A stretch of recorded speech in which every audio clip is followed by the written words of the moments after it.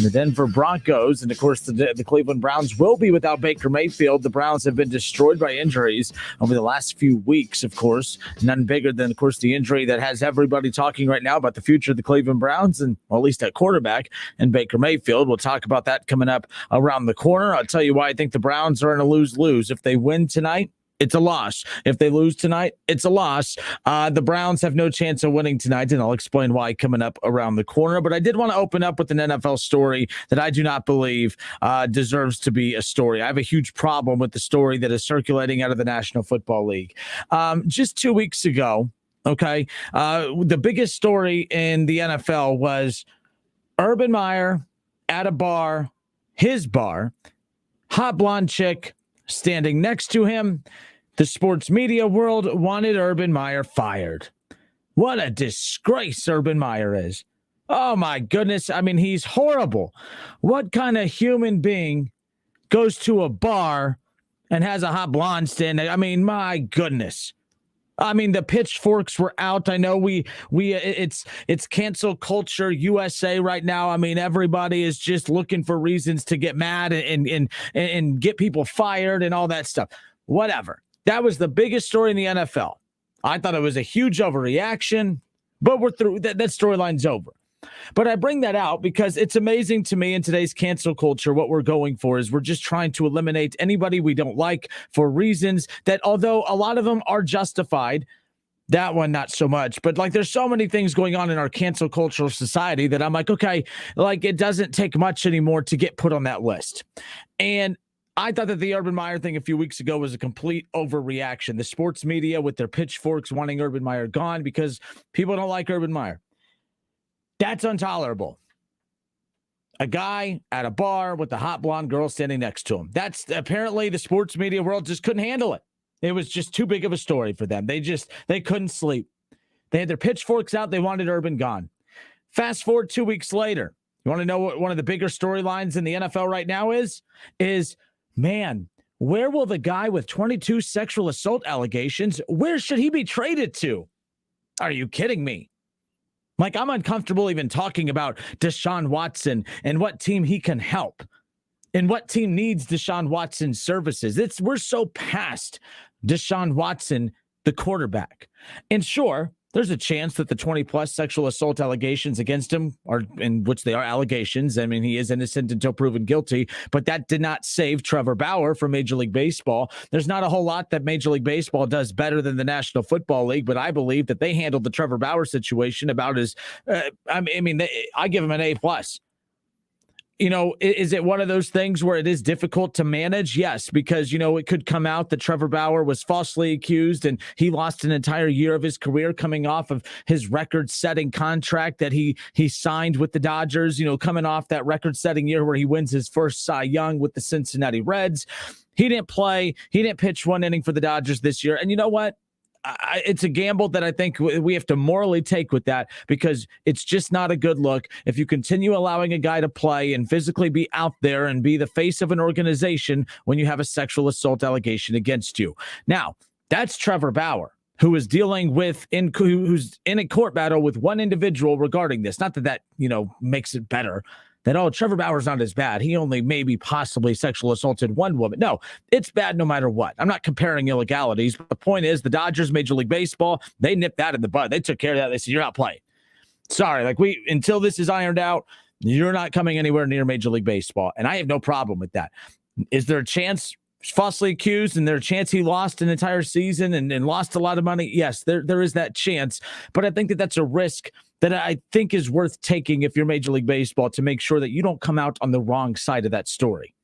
There's a brand to uphold, and you don't want to come out on the wrong side of that. Something that the NFL has no problem coming on the wrong side of. Deshaun Watson, the fact that Louis Riddick and guys that I respect and like on ESPN and national sports hosts across the board, not just ESPN, but all over, are literally wasting my time and your time and everybody's time, literally talking about, well, Deshaun Watson, I believe, would definitely elevate the quarterback play with the Miami Dolphins. I think he would be a great fit. Shut up. Are you kidding me? 2 weeks ago, we wanted a coach fired because he was standing close to a hot blonde chick in a bar. 2 weeks later, we're talking about, man, what team can use Deshaun Watson's services who has 22 sexual assault allegations against him? What is wrong with people?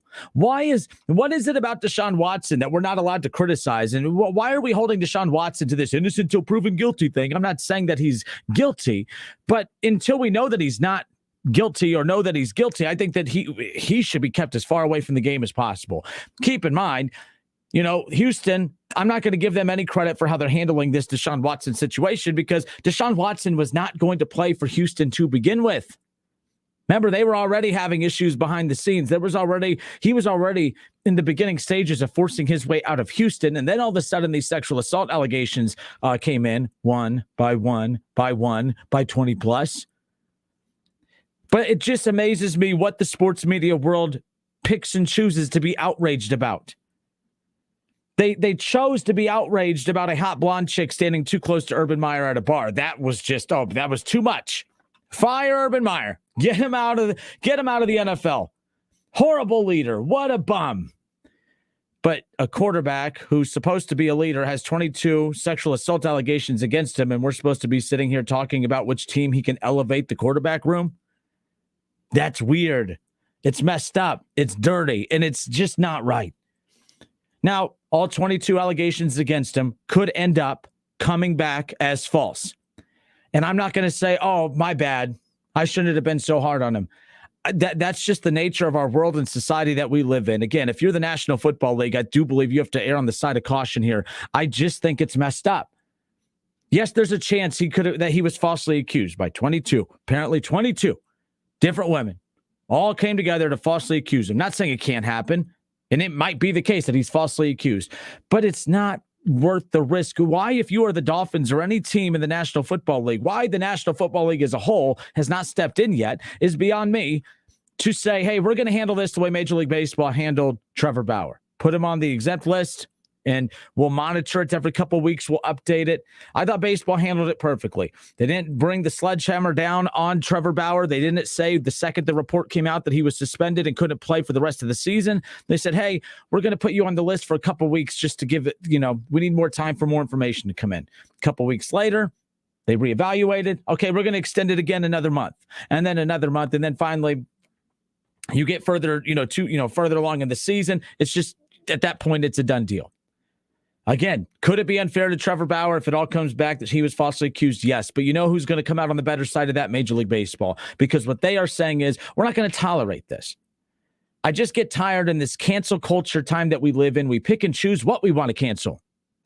You have a Reds broadcaster who made an insensitive joke, who lost his job and can't get back into any professional field whatsoever. Deshaun Watson has 22 women that accused him of sexual assault, and yet he's sitting here trying to figure out which team am I going to use my no trade clause for. That is so beyond messed up, it's not even funny.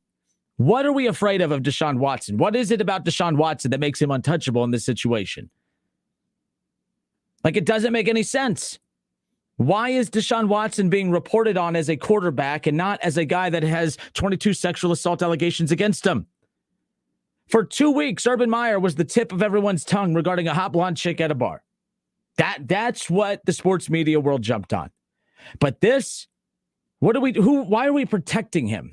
And now I don't view myself as a big wig. I don't view myself as a guy that really has a strong enough mic to make a difference. So it's, I'm talking about it. Yes, I'm not making a difference, though. I'm questioning the national media, the guys that actually have a mic with power. Why are they not speaking out on this?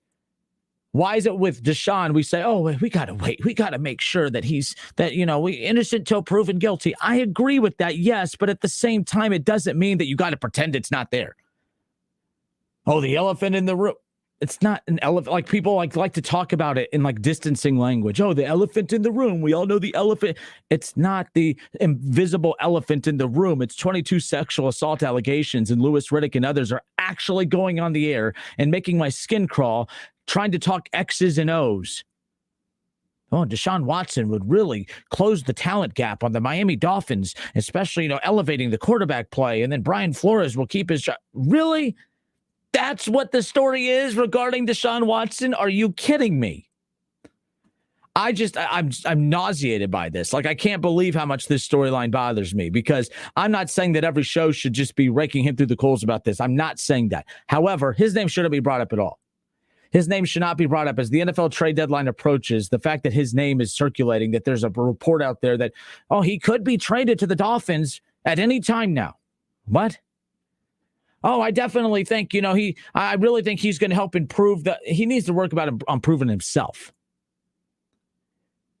I don't want to hear innocent until proven guilty, because he very well could be innocent. But the point is that he is not right, or that is not, that right now the story is the allegations against him. I'm not talking one or two, and not that one or two should be ignored. I would be just as annoyed if it was one or two. Don't get me wrong.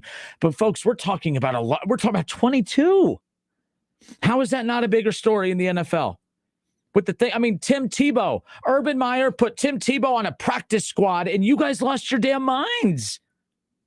Like, what is wrong with you? Tim Tebow on Urban Meyer's team led to weeks and weeks of, oh man, Urban Meyer and the Good Boy Society. I mean, here we go. We got to talk about this. This is a problem. This is a problem. Oh yeah, that guy was 22 sexual assault allegations. Yeah, we'll leave that alone. We got real I mean, 22 sexual assault allegations against Deshaun Watson. Yeah, that's not that big a deal. We got to address the real problems, like Tim Tebow playing tight end for the Jaguars. Give me a break. Give me a break. That's so wrong. That's so wrong. I'm not going to sit here and talk about Deshaun Watson at the trade deadline and which team he can help elevate and blah, blah, blah, blah, blah. It's not okay. Ann Anderson says on Facebook, Justin, I completely agree with you. Keep his sorry ass away from any football team. And my anger is really stemming from the way this is being reported and covered on. I'm not going to direct any hateful tones towards Deshaun himself until we know whether he's innocent or not. But I do not believe that he deserves to be talked about in a normal way of just a quarterback, because he's not just a quarterback right now. He's not. Oh, it's a sports show. They're talking sport. When has that stopped sports shows from talking anything other than sports? Oh, tell a sports show host to stick to sports. Watch how angry they get. That's what we've learned the last couple of years, right? We could talk politics as long as it's our politics. We could talk about the issues that, involve us day to day, as long as they're issues that impact us and impact us only. And if we don't want to shed light on something that might make us uncomfortable, we hide from it. I'm tired of that. The goalpost is constantly moving. And in this cancel culture society, it drives me nuts what we decide to pick up our pitchforks for and when we decide to put them down. 22 sexual assault allegations against Deshaun Watson. And apparently Louis Riddick and these NFL reporters, they want to discuss which teams could potentially get better by acquiring him at the trade deadline. That's messed up. That's messed up.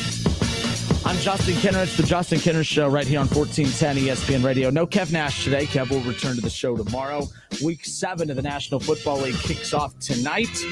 The Browns and the Broncos. No Baker Mayfield for the Browns, but they do get another star player back. Jarvis Landry cleared to play tonight. When we come back, I'll tell you why the Cleveland Browns, they're losing tonight. And I'm not talking about the result of the game. It's a lose-lose for the Cleveland Browns no matter what happens tonight. If they win the game, the Browns are screwed. If they lose the game, the Browns are screwed. It's a lose-lose Thursday night football game for the Cleveland Browns. I'll explain when we come back. Don't go anywhere.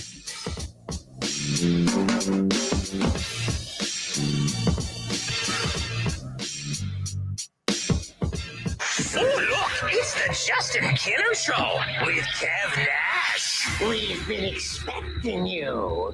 Right here on 1410 ESPN Radio. ESPN 1410 Wing AM weather. This afternoon will be partly cloudy, a high near 68. Tonight will be mostly cloudy, a low near 46. And tomorrow will be partly cloudy, a high near 58. I'm Pete Spivak for 1410 ESPN Radio. Weather is brought to you by Cullet Propane, making buying propane easy since 1952, offering budget billing and pre-buy options. Find out more at culletpropane.com. 500,000 businesses connect using Zoom. A single platform for video, phone, chat, and conference rooms. Zoom enables real-time collaboration no matter where your teams are. Global enterprises trust the easy-to-use, reliable, and secure Zoom platform to power high-performance teams. Empower your workforce with Zoom. Save 15% on meetings, chat, and phone with a Zoom United bundle. Visit zoom.com/bundle. Zoom, how the world connects. In college football, Goodyear knows a new season means new possibilities, where every Saturday is an opportunity on the road to greatness. No matter if you're out there playing your hardest or cheering the loudest from the sidelines, tailgating in the parking lot, or your favorite spot to watch the game, Goodyear knows passion is what drives us forward all the way to the playoffs. That's the road that moves us. Goodyear, more driven.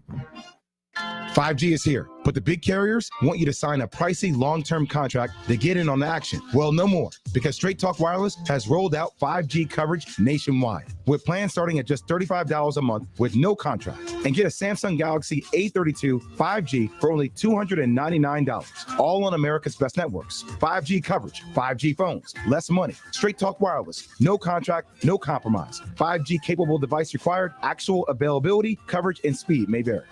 Looking for a career and not just a job? Then Dayton Progress is looking for you. Dayton Progress is the leading international manufacturer of tools and tooling components for the metal stamping industries and has immediate openings for their entry-level machinists. No prior experience is required, and Dayton Progress will train you, starting with the basics. They offer competitive wages starting at $15 per hour and up to $18 per hour with prior experience. New hires are eligible for merit increases after 90 days of employment. They also offer private health care, including vision and dental, free life insurance, a contributory 401k, promotions from within, company service recognition, and 100% tuition reimbursement to local state colleges. Dayton Progress is a great place to work and has been a Dayton landmark for over 70 years. Apply today by emailing your resume to jobs@DaytonProgress.com. That's jobs@DaytonProgress.com. Dayton Progress is an equal opportunity employer.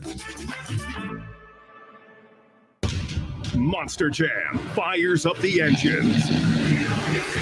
The legendary Gravedigger, Megalodon, and more compete in intense competitions of speed and skill. This year's championship lineup includes world record holders who push their trucks to the limit. Experience full throttle family fun. Monster Jam. Coming to Wright State University Nutter Center, October 29th and 30th. Brought to you by BKT Tires and Direct Auto Insurance. Visit monsterjam.com for event details. Do you enjoy sports betting and fantasy sports? If so, it's important to know that gambling's not a way to pay bills or earn income. Learn how to set limits and recognize the warning signs for problem gambling by visiting beforeyoubet.org. You can also assess your risk by taking the responsible gambling quiz. Beforeyoubet.org provides free resources to help keep gambling safe and fun for Ohioans. Be a fan with a plan this season and go to beforeyoubet.org to learn more. 5G is here, but the big carriers want you to sign a pricey long-term contract to get in on the action. Well, no more, because Straight Talk Wireless has rolled out 5G coverage nationwide, with plans starting at just $35 a month with no contract. And get a Samsung Galaxy A32 5G for only $299, all on America's best networks. 5G coverage, 5G phones, less money. Straight Talk Wireless, no contract, no compromise. 5G capable device required, actual availability, coverage, and speed may vary. In college football, Goodyear knows a new season means new possibilities, where every Saturday is an opportunity on the road to greatness. No matter if you're out there playing your hardest or cheering the loudest from the sidelines, tailgating in the parking lot, or your favorite spot to watch the game, Goodyear knows passion is what drives us forward all the way to the playoffs. That's the road that moves us. Goodyear, more driven. Frickin' football is here. Frickers has the games on all the screens, and you score with savings. Enjoy your favorite ice-cold domestic draft personal pitchers for only $6.50. A 48-ounce personal pitcher for only $6.50. And enjoy a plate of your favorite frickin' nachos for just $7. Take your frickin' pick. Frickin' chicken nachos, Mississippi barbecue nachos, or Nacho Supreme, only $7. This season, don't just be a football fan, be a Nacho fan. At the home for fun, food, sports, and spirits, Frickers. members. At CDW, we get the right network makes remote locations seem less remote. Great, because my data is lagging out here. CDW can orchestrate the Aruba Edge Services platform, bringing computing closer to where data is created. It automates, unifies, and secures the edge, fixing problems before they impact your business, giving your network a sixth sense. Someone at the door? Just a moose. He works here. Aruba and IT orchestration by CDW. People who get it. Find out more at cdw.com/Aruba. Whether you're vaccinated or not, it's important to know the symptoms of COVID and its variants. Fever is the leading sign, and only the Exergen temporal scanner thermometer has been proven accurate with more than 100 clinical studies. Non-contact thermometers have no clinical evidence behind them and cannot be relied on. Be vigilant and seek medical advice at the first sign of fever. Be accurate with Exergen. Learn more at exergen.com. Help DEA keep our community safe and healthy by participating in National Prescription Drug Takeback Day, October 23rd. Visit DEATakeback.com. The Justin Kinner Show with Kev Nash, presented by Orion Sports Medicine. Weekdays at 3 p.m. right here on Dayton's ESPN radio station, 1410 Wing AM. Whether you're at home, at work, or in your car, tune in to ESPN 1410 Wing AM or stream us live at wingam.com.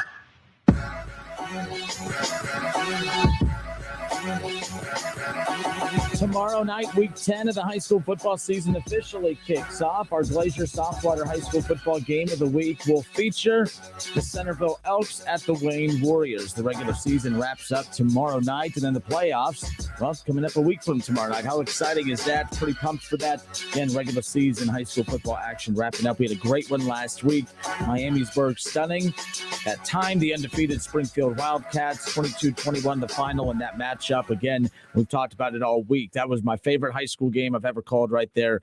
Keith Byers and I, you had the undefeated Wildcats, number 2 team in the state. And they were in a battle. Miamisburg won 22-21. Jackson McGowan, star wide receiver for the Vikings, 3 touchdown catches, including the tying touchdown catch, or what we thought would be the tying touchdown, the game-tying touchdown catch with the 8 seconds remaining in the fourth quarter. But, of course, Miamisburg opted to go for the 2-point conversion. They said, we're not interested in overtime. We're going to go for it all. We are going to go for the win. And that's what they did. They converted the 2-point conversion. And that was everyone in that press box was screaming and jumping up and down. You could feel the stands shaking as parents were jumping up and down and hugging and having a great time. I mean, that was so cool. That was my favorite memory in the last 5 years, calling these high school football games. And that's what high school sports is all about. Obviously, Springfield fans felt the pain of that loss, but you feel that pain you feel in sports at times when your team loses. That's also passion. It's just obviously not the feeling that we enjoy the most. But congratulations, Miamisburg, man. What a win last week. And they'll look to close it out coming up here tomorrow night. But I'm pretty pumped for our matchup tomorrow night as well. The Centerville Elks at the Wayne Warriors. We welcome you back. I'm Justin Kinner, hanging out with you here on a Thursday. Kev Nash will be back tomorrow. So, of course, we'll give you our NFL picks heading in to the big weekend, of course, for college and NFL. The Ohio State Buckeyes back after a bye week. They'll be on the road at Indiana, 7:30, the kickoff coming up Saturday night. You can catch it right here on Dayton's home of the Buckeyes, 1410 Wing AM. And then, of course, a week from Saturday night, the Buckeyes will be, back in another primetime game under the lights as they'll be welcoming in Penn State for a huge Big Ten showdown. And we talked about it a lot yesterday, but that's an elimination game. Assuming that Penn State and Ohio State win this weekend, I think Penn State's on a bye. I could be wrong. I do need to go check that real quick. But that's an elimination game a week from Saturday. As long as Ohio State takes care of business on Saturday and Penn State, doesn't lose between now and then, which, they'll be fine. But the winner of that Penn State Ohio State game, their playoff chances remain intact. The loser of that game, that'll be their second loss, and they'll be out of the playoff race. So yes. Talk about expanded playoffs all you want, but the playoffs are here. That's a Penn State, Ohio State, a week from Saturday night. That's a playoff game, an elimination game at that. So that's going to be a high-stakes game that at the shoe, for those going, that's going to be pretty cool. Keith Byers, Dayton Zone, 1410 ESPN Radio Zone, of course, will be inducted to the college football. Or he'll be honored during the Penn State, Ohio State game for his induction into the College Football Hall of Fame. So keep that in mind for those here locally who are going to that game. Excited for Keith Byers Meyer is excited to be there that night. That'll be pretty exciting.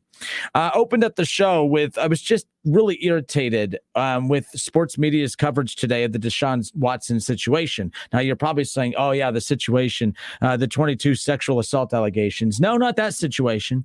Deshaun Watson's situation being, will he be traded or not? Because apparently that's a bigger headline than the 22 sexual assault allegations. Yes, I know. Innocent till proven guilty. I'm not here to say he's guilty, but what I'm here is to say is that the NFL is guilty of turning a blind eye to these allegations. I give the Major League Baseball a ton of credit for how they handled Trevor Bauer. Trevor Bauer could end up coming out on the right side of this. It could turn out that he was falsely accused and that he'll come out on the right side. But you know who will also come out on the right side of this? Major League Baseball, because they are on the side of caution, and they would rather come out on the right side than the wrong side of that. And everyone questioning, how could you let a player who's facing sexual assault allegations continue to play and you turned a blind eye to it because, well, that's one of your top pitchers in baseball. He's a draw, money, blah, blah, blah, blah, blah. It's a lose-lose. They did the right thing. Major League Baseball did the right thing. The NFL's doing the wrong thing. Deshaun Watson's not playing right now because of the sexual assault allegations. He's not playing right now because of the feud he had with his organization before those allegations came in. I'm not giving Houston any credit. The Houston Texans have not come out to say that they're not playing Deshaun Watson because of the allegations. They've come out and said that they're looking to trade him because he doesn't want to play for them. Allegations or not, Deshaun Watson wouldn't be playing right now. And if that's the case, and we're talking about him being traded, okay, that's your normal, typical sports headline of a big name athlete forcing their way out of a situation they don't want to be in, or vice versa. Organization not wanting to be tied down to a contract anymore, wanting to move on from it. Whatever the case may be, that's your typical sports situation. This is not your typical sports situation. Deshaun Watson has 22 sexual assault allegations against him. And national media is covering this as if he's just any other quarterback looking to be moved by the deadline. Reports are stemming that by the end of this week, we could potentially see a closed deal between the Dolphins and the Texans sending Deshaun Watson to Miami. And we're just supposed to talk about that like that's normal, like it's no big deal, like there's not 22 allegations against him. Now, I get there's a lot of people out there. He's innocent till proven guilty. I'm not disagreeing with you. But just because due process means, innocent till proven guilty, it doesn't mean that the NFL has to turn a blind eye to these allegations. Now, forget the NFL. It's the media I have a problem with, the sports media world, because we pick and choose when we want to be outraged. Tim Tebow, when Urban Meyer added Tim Tebow to the roster to give him a chance to try out for the team, oh my gosh, hell broke loose. People wanted Urban's head on the chopping block. They wanted him fired for Tim Tebow. Urban Meyer has a hot blonde chick standing next to him at a bar in Columbus. They wanted him fired. They were outraged. 2 weeks of just wall-to-wall media coverage of Urban Meyer. I mean, it was hot blonde gate. Hot blonde gate at a bar for Urban Meyer. They wanted him out of there. What a horrible man he is. Horrible. Get him out of there. Deshaun Watson, 22 sexual assault allegations against him. National media is like, I think Deshaun would be really good in Miami. I think he really gives the Dolphins a chance. Like, you've got to be kidding me. You can't pretend to be outraged about everything out there, but then turn a blind eye to stuff like this because of what? I don't know what it is about this particular situation that the media is not jumping on this. And again, I'm not saying that I think he's guilty or innocent or what have you, but it's just the optics of the situation at hand. The fact that the media is literally talking about Deshaun Watson in the manner of, I think he would be a good fit in Miami, and not talking about everything else surrounding him is messed up. Kobe Bryant wasn't innocent until proven guilty. Ben Roethlisberger, by the media standards, wasn't innocent until proven guilty. I mean, so give me a break with that. Trevor Bauer got a lot of the same coverage too. He wasn't innocent until proven guilty. It was get him out of there. And you know how he got out of the spotlight? You know how Trevor Bauer got out of the conversation? Because it's not a good look for Major League Baseball. They took him out of the conversation. Major League Baseball handled it correctly. The National Football League did not. I know it's an uncomfortable topic to a certain extent. I hope I haven't offended anybody. I find this uncomfortable. Like, I know there's not a right or wrong way to handle. I disagree. I know there's not a blueprint on how to handle this, but I do think there's a right way to handle it in regards to erring on the side of caution. 22 allegations against Deshaun Watson. It could be 22 falsely accused allegations against him. the National Football League could say, "Yeah, we're really sorry that we kept you out of the games for those, those false accusations." But we had to do what was best to make sure that we weren't just allowing you to play and continue to practice while this investigation is going on. But the media also, it just drives me nuts. I do a sports show in small Dayton, Ohio. I don't view myself as this big wig, as this big hot shot.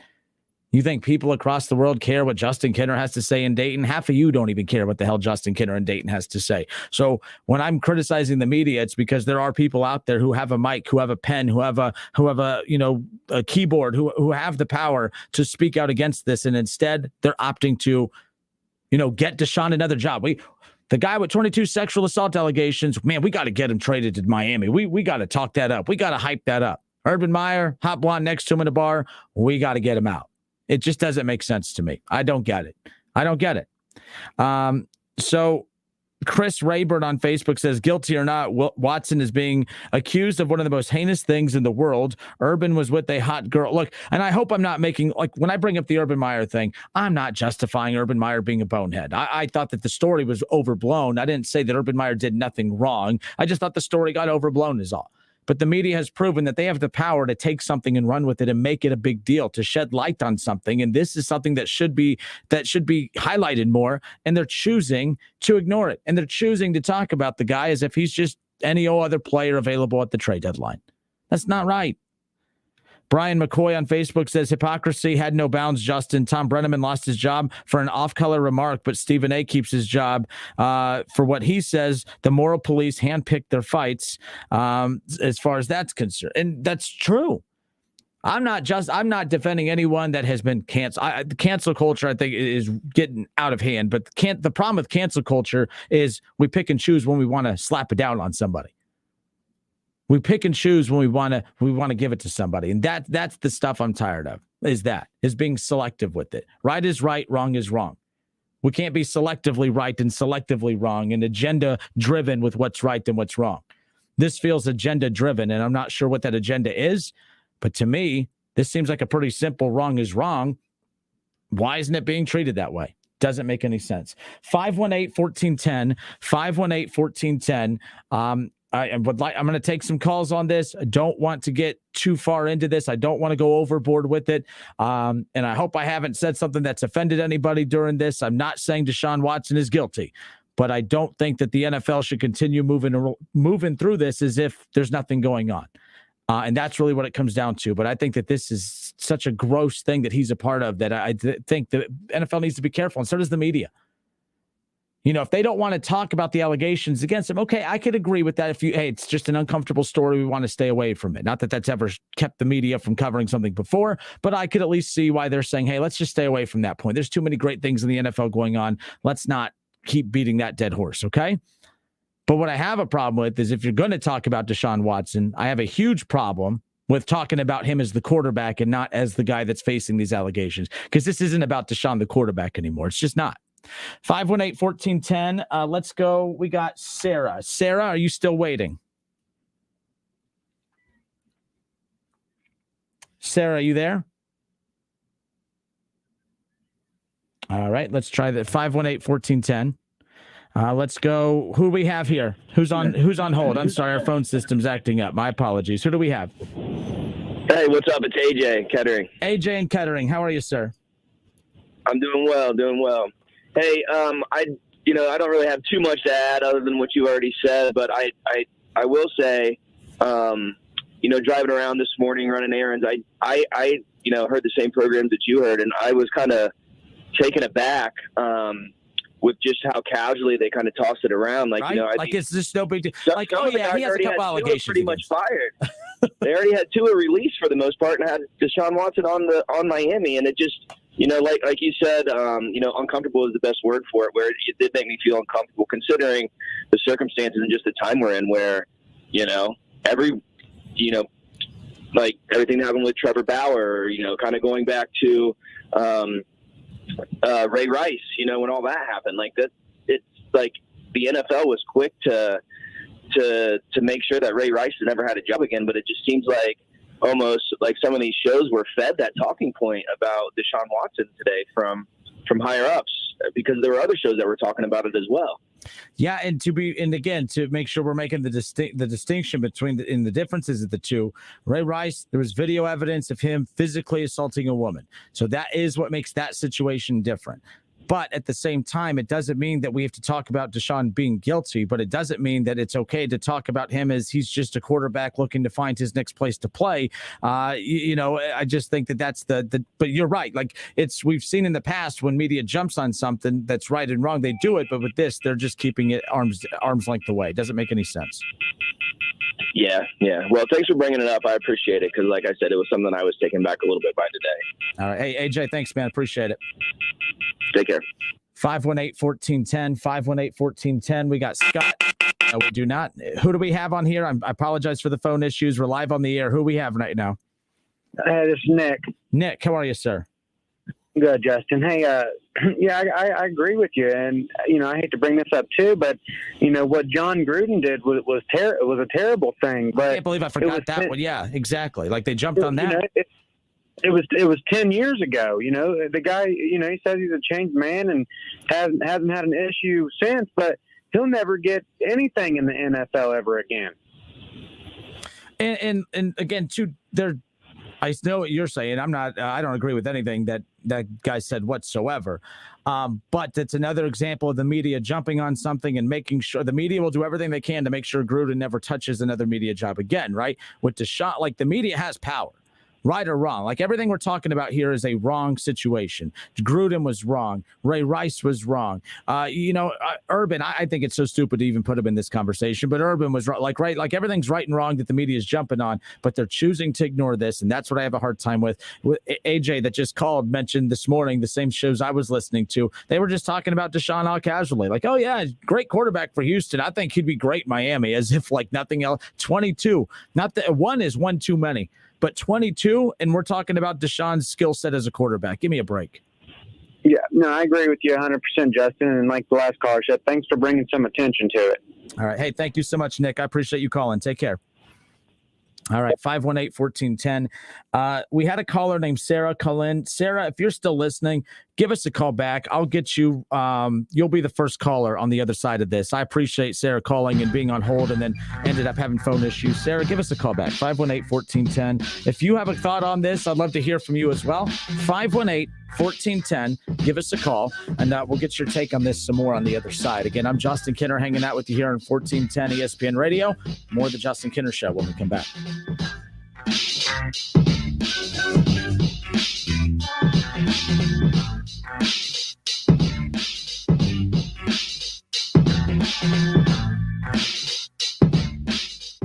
Listen, stream, watch. It's the Justin Kinner Show with Kev Nash, right here on Dayton's ESPN Radio, 1410 Wing AM. Can I get a weight reading on the cat in exam 3? Zuri needs a new vet tech after their current one literally moved to a farm. Detailed checkup is waiting. But finding an ideal replacement takes some training. This is like herding cats. Indeed can help them hire great people fast. I need Indeed. Indeed you do. Schedule virtual interviews and talk to candidates right from your employer dashboard. Visit Indeed.com/credit and get $75 towards your first sponsored job. Terms and conditions apply. Whether you look forward to working on your outdoor space or for what comes after, battery power made by Steel has the outdoor tools to get you there. From the reliable power of our chainsaws and mowers to the quiet performance of our blowers and trimmers, enjoy more of the sounds of fall with the AK Homeowner series of battery tools starting at $199.99. Real Steel. Find yours at SteelDealers.com. All prices MSRP. Available participating dealers while supplies last. Maybe you love the smell of freshly cut grass. Maybe you love the aroma of steaks on the grill. Steel has the outdoor power equipment to get you there. From the dependable performance of our leaf blowers to the legendary power of our chainsaws. Find your perfect backyard with outdoor power tools starting at just $139.99. Real Steel. Find yours at over 10,000 local dealers and at SteelDealers.com. All prices MSRP. Available participating dealers while supplies last. Cordell Transportation is now hiring Class A CDL drivers. $5,000 sign-on bonus. That's right, $5,000 sign-on bonus. Home daily dedicated lanes, no-touch freight. Apply today at CordellTransportation.com. Cordell Transportation, driven to succeed. I'm Clerk of Courts Mike Foley. And I'm Kettering Clerk Rob Scott. Do you have outstanding court costs and fines? From October 18th to October 29th, you can come into any of the municipal courts in Huber Heights, New Lebanon, or Kettering and pay off half of your fines and costs, and the other half will be waived.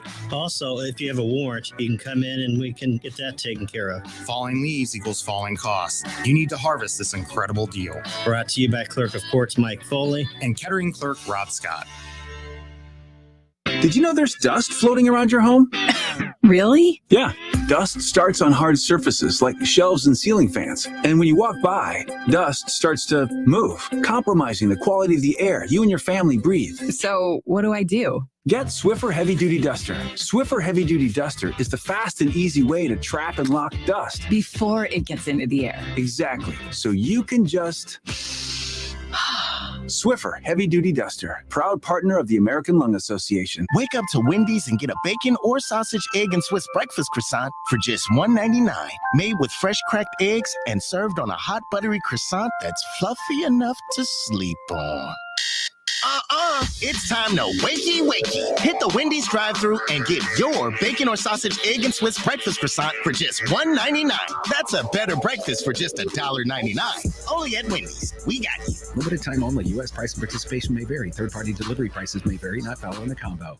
Susan, it's so great to finally be able to get together again. Oh, it sure is. And I really appreciate you picking up the bill. I'm happy to. I've got the extra cash. Since we've all been driving so much more again, I've been using Get Upside, the free gas app that pays you cash back for every gallon of gas you buy. Wait a minute. Are you saying you actually get paid cash when you buy gas with the Get Upside app? Yes, up to 25 cents a gallon. Cash back every time I buy gas. Does that actually add up to anything? Some months I make $200 to $300. Wow, that's serious extra cash. I'm downloading the free Get Upside app now. Download the free Get Upside app now in the App Store or Google Play to save up to 25 cents a gallon when you buy gas. Use promo code STRONG for a 25 cents a gallon bonus on your first tank. That's up to 50 cents a gallon on your next fill-up. You can cash out anytime to PayPal or an e-gift card for Amazon and other brands. Just download the free Get Upside app and use promo code STRONG for a 25 cents a gallon bonus on your first tank. That's code STRONG.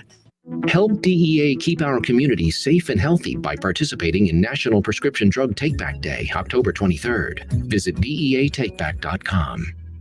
Fall into savings on your next project with 11% off at Menards. Spruce up your home with appliances from top brands including Whirlpool, Amana, KitchenAid, Maytag, and Criterion. Check out the largest in-stock selection of appliances to take home today at the lowest prices and get 11% off now at Menards. Good through October 23rd, savings are mail-in rebate. Some exclusions apply. See store for details.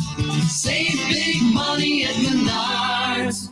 Help DEA keep our community safe and healthy by participating in National Prescription Drug Takeback Day, October 23rd. Visit DEATakeback.com. NFL fans, the season is finally here. Get your picks submitted at wingam.com. Click on contest and enter the Pro Football Challenge. Weekly winners will win $20 in Frickers Fun Bucks. Get to wingam.com and get your NFL picks submitted now. Touchdown! Incredible! Good luck.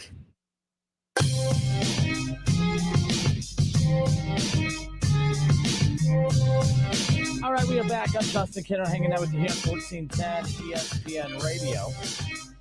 518-1410, 518-1410. Opened up the show. I thought we would just lightly touch on this Deshaun Watson situation, of course, but phone lines are full. Give us a call, though, in case calls drop or what have you. You'll have a chance to get in. Or you can head to Facebook. Find the Justin Kinner Show on Facebook and leave your comments in the comment section. Last week, I appreciated everyone who participated in the Kiss concert contest. We gave out all of our Kiss tickets for the concert that was supposed to be this past Sunday night that got canceled due to COVID. So a COVID-related issue, I should say. When we have more information on if that concert's coming back, we will let you know. But again, I apologize for that. And we, like I said, as soon as we know if that concert will be rescheduled and maybe that has been announced. I just haven't come across it. But keep in mind, we will let you guys know. I know we were going to go to Chris Stapleton tonight at Riverbend, and Chris Stapleton, the concert got canceled tonight as well. But a lot of that's happening, and stuff getting canceled the day of or the night before. I mean, it's it's frustrating, but compared to a year ago when everything was shut down and there was no means of entertainment whatsoever, at least there's a chance to go see some of these things, right? So keep that in mind. But we're talking about this Deshaun Watson situation. Just to rehash real quick, and then I'm going to get to the calls right away. Just really frustrated in how this is being covered, and it's not being covered at all. The sports media world loves to get so outraged over things, about things that just don't make sense. I mean, I shouldn't say things that don't make sense. There are a lot of things that sports media jumps on that I believe should be covered. People that get uncomfortable with what's being covered, they like to use the stick to sports line. But I just believe that if you're going to do the whole, if sports media is not going to stick to sports, you can't be selective on what you're not going to stick to sports on. And on the other thing too, if there is a story you're avoiding because you're uncomfortable talking about it, you can't only stick to sports at that point. Like Deshaun Watson, this whole situation, the sports media world is trying to stick to sports. The sports media world is trying to stick to the whole narrative of Deshaun Watson should be traded by the Houston Texans to the Miami Dolphins, to the Cleveland Browns, or whoever needs a quarterback, right? Like, give me a break. That's so weird to me. 22 sexual assault allegations against the dude, and we're going to try to talk about him like he's just any old other quarterback in the National Football League. Give me a break. Give me a break. Can't pick and choose when you want to be outraged about something and you're in the sports media world's not outraged about this. I'm tired of the hypocrisy in sports media. Stephen A. Smith. I love Stephen A. Smith. He's done a lot of work for our show behind the scenes that I'm real appreciative of. But the one issue I had with him regarding the Kyrie Irving situation is when Kyrie Irving was standing up for what he believed in regarding the vaccine. Kyrie Irving, I mean, you don't have to agree with his stance on not wanting to get the vaccine. I'm vaccinated. I have no problem telling people I'm vaccinated, but I'm also not going to tell people that, that you're stupid or whatever if you're not vaccinated. I think you should be. I think that if the sooner everybody gets vaccinated, the quicker we can return to normal, right? But one way or another, I'm not here to push that on you. It is what it is. I'm just lightly telling you where I stand on that. But Stephen A. and a lot of, or Kyrie Irving, is sticking to his beliefs. Kyrie Irving is giving up games. The Nets played a couple nights ago on NBA, when they tipped off the season, they lost. No Kyrie Irving out there. Kyrie Irving's losing money. He's getting fined. He's sacrificing millions. He's sacrificing games. He's sacrificing his job that he loves to stand up for what he believes in. Now, I'm sorry, but during the NBA bubble, when players were sacrificing, we're willing to sacrifice games and we're willing to sacrifice money to stand up for social rights issues and everything, social justice issues and everything. The sports media world supported that, and rightfully so. That they were against police brutality. They were athletes were rising up and they were missing games. You had the Milwaukee Bucks with Giannis Antetokounmpo who walked off the floor, and the Milwaukee Bucks walked off the floor. They did that because of something that they felt strongly about and believed in. Stephen A. Smith was all for that. He supported that, and I supported it. And I don't really want to get into the what's right and wrong and all that stuff. There's different ways to do it. I don't care about any of that. I'm not here to get into a debate with you. I'm going somewhere with this, so just stick along, please. So Stephen A. Smith last week went off, or 2 weeks ago, on Kyrie Irving because Kyrie Irving is being selfish because he signed a contract to help lead the Nets to a championship. He signed a contract and also helped lure, Kevin Durant and James Harden to Brooklyn. So Stephen A. is putting all this on Kyrie Irving, saying that he's being selfish and that he signed a contract. I'm sorry. Doesn't that sound very much like shut up and dribble? Why is it when sports media doesn't agree with you on something, they'll use the shut up and dribble line just fine? But when people say shut up and dribble about stuff that they feel passionate about, then they have a problem with it. Stephen A. Smith, a year ago, or 2 years ago, a year and a half ago, whatever it was, he didn't care that Giannis Antetokounmpo and the Bucks had signed contracts to help or to play basketball to go compete for a championship. He was fine because he supported the cause that they were standing up for.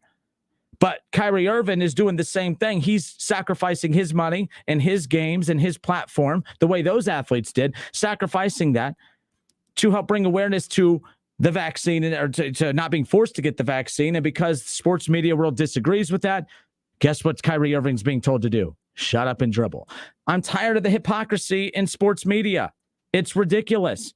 You either support every athlete for what they are standing up for and sacrificing their platform, their money, and their games and their image every time.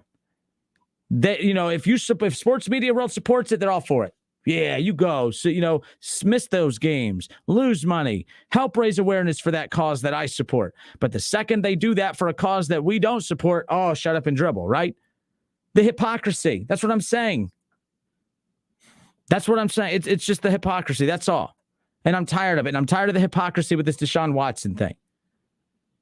Because Trevor Bauer, a lot of people, that got covered a lot. Sports media was all over Trevor Bauer.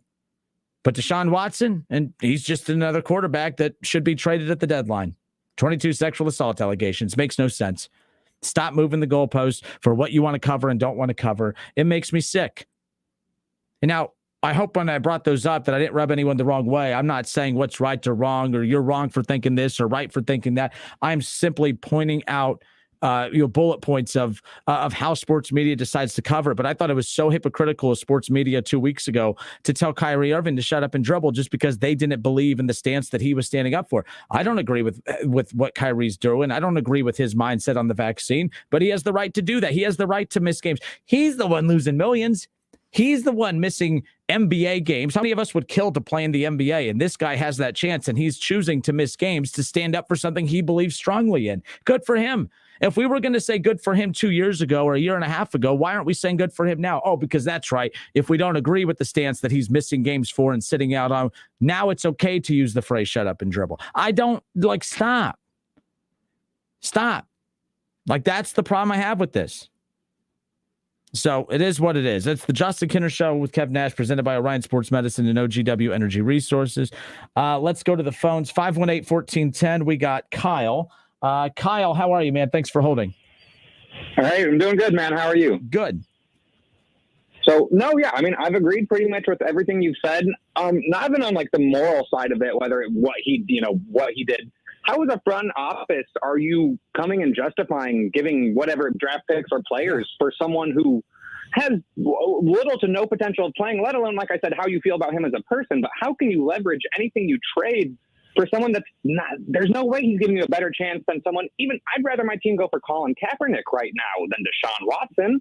If we're going to go for a controversial QB, I agree with you. I don't see how he's being treated as just a regular player with everything that's going on. It seems made up, honestly. So the business side of this, not justifying it, it's not okay, it's not right. But here's the business side of it. If my team needs a quarterback, if Deshaun Watson doesn't have 22 sexual assault allegations against him, Kyle, you're going to have to give, I forgot how many picks were have to be given up for Matthew Stafford, but that's the starting block, and Deshaun is way better than Stafford, right?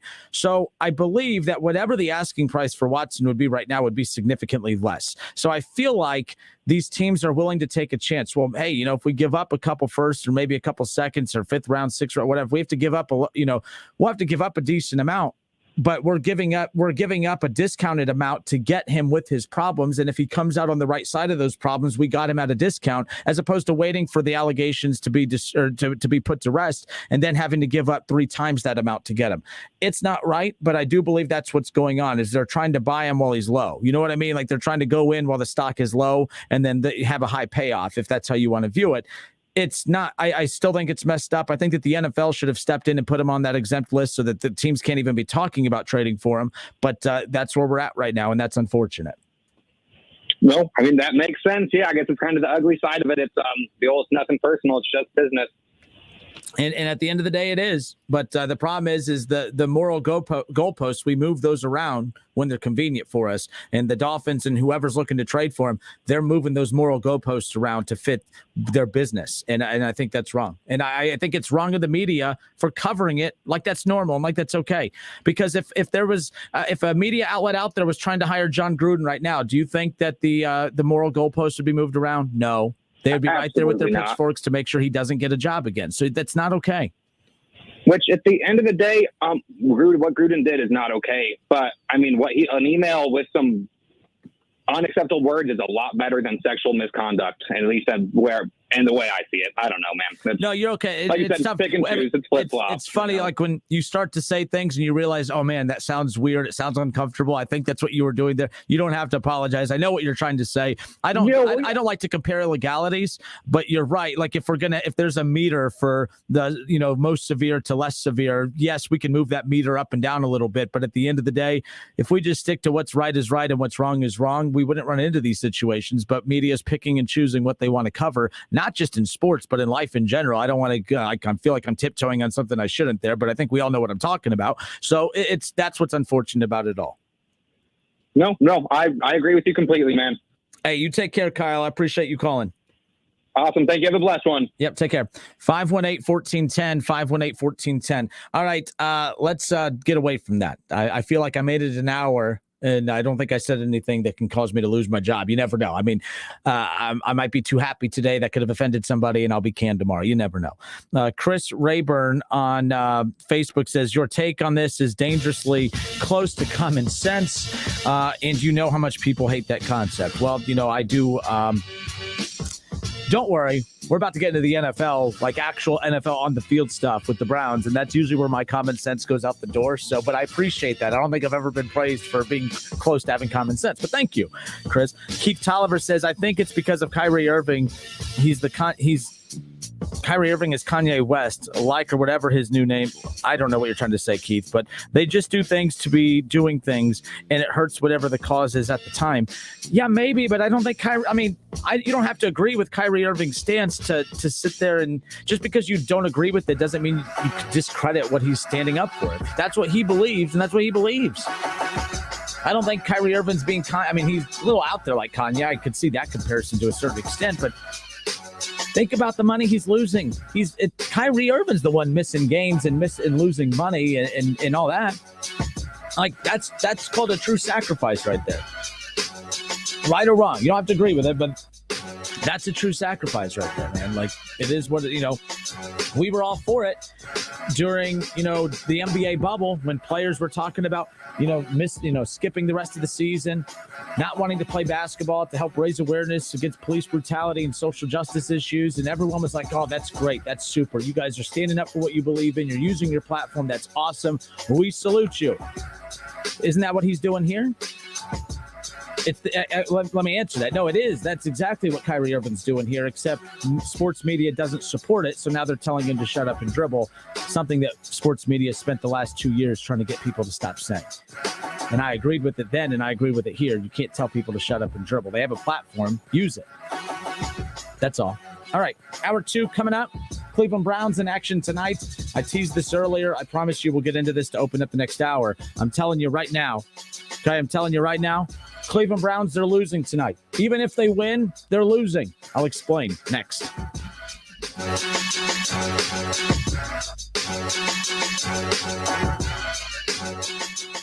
It's the Justin Kinner Show with Kev Nash. Right here on 1410 ESPN Radio. Hey there, what are you doing today? Would whatever it is be easier with faster, more reliable home internet? If you said yes, we have good news. Viasat offers high-speed satellite internet wherever you live, even if cable providers don't go there. So you can get online today and tomorrow. Go to Viasat.com/internet now and save up to $150 on select home plans. That's Viasat.com/internet now. Minimum 24-month service term. Service is not available in all areas. See Viasat.com for additional terms and conditions. Hi, John Glazer here for Glazer Soft Water. We've been making water great since 1988, and no matter what your water issues, we have solutions. Your city water can be clear, but still be hard and have the taste and odor of chlorine. Well water can look, smell, and taste terrible. Glazer Soft Water will fix your water and will even include a 7-year parts and labor warranty so you don't have to worry. Visit our website to learn more at glazersoftwater.com. Glazer Water really is better water. When getting the job done right is job one, you need construction equipment that's built right. From compact track loaders to the world's #1 selling compact excavator, the Kubota construction lineup features durable Kubota engines, more comfort, and the versatility to do it all and do it right. Visit your local Kubota dealer today. Go to KubotaUSA.com for full disclaimer. See Columbus Equipment Company, 7570 New Carlisle Pike in Dayton. Hey, here to tell you about my friends at Cordell Transportation. They're now hiring Class A CDL drivers and offering a $5,000 sign-on bonus. That's right, a $5,000 sign-on bonus, home daily, dedicated lanes, and no-touch freight. Brand new equipment as well, medical, dental, vision, and company-paid life insurance. Call Cody right now. Apply online at CordellTransportation.com. Cordell Transportation, driven to succeed. Oktoberfest at Milano's has begun. We're serving our once-a-year favorites like schnitzel sandwiches and German pizza. Get it to go or stay for the games with NFL Sunday Ticket. See you at Milano's Pizza Subs and Taps for big screen football. Help DEA keep our communities safe and healthy by participating in National Prescription Drug Takeback Day, October 23rd. Visit DEATakeback.com. WING 1410 Dayton. Dayton's ESPN Radio. We're live. We're local. What are you gonna miss? Strike him out. We're Dayton's ESPN radio station. Now, let's send it to the WING studios for Dayton's only local sports talk show. It's the Justin Kinner Show with Kev Nash, presented by Orion Sports Medicine.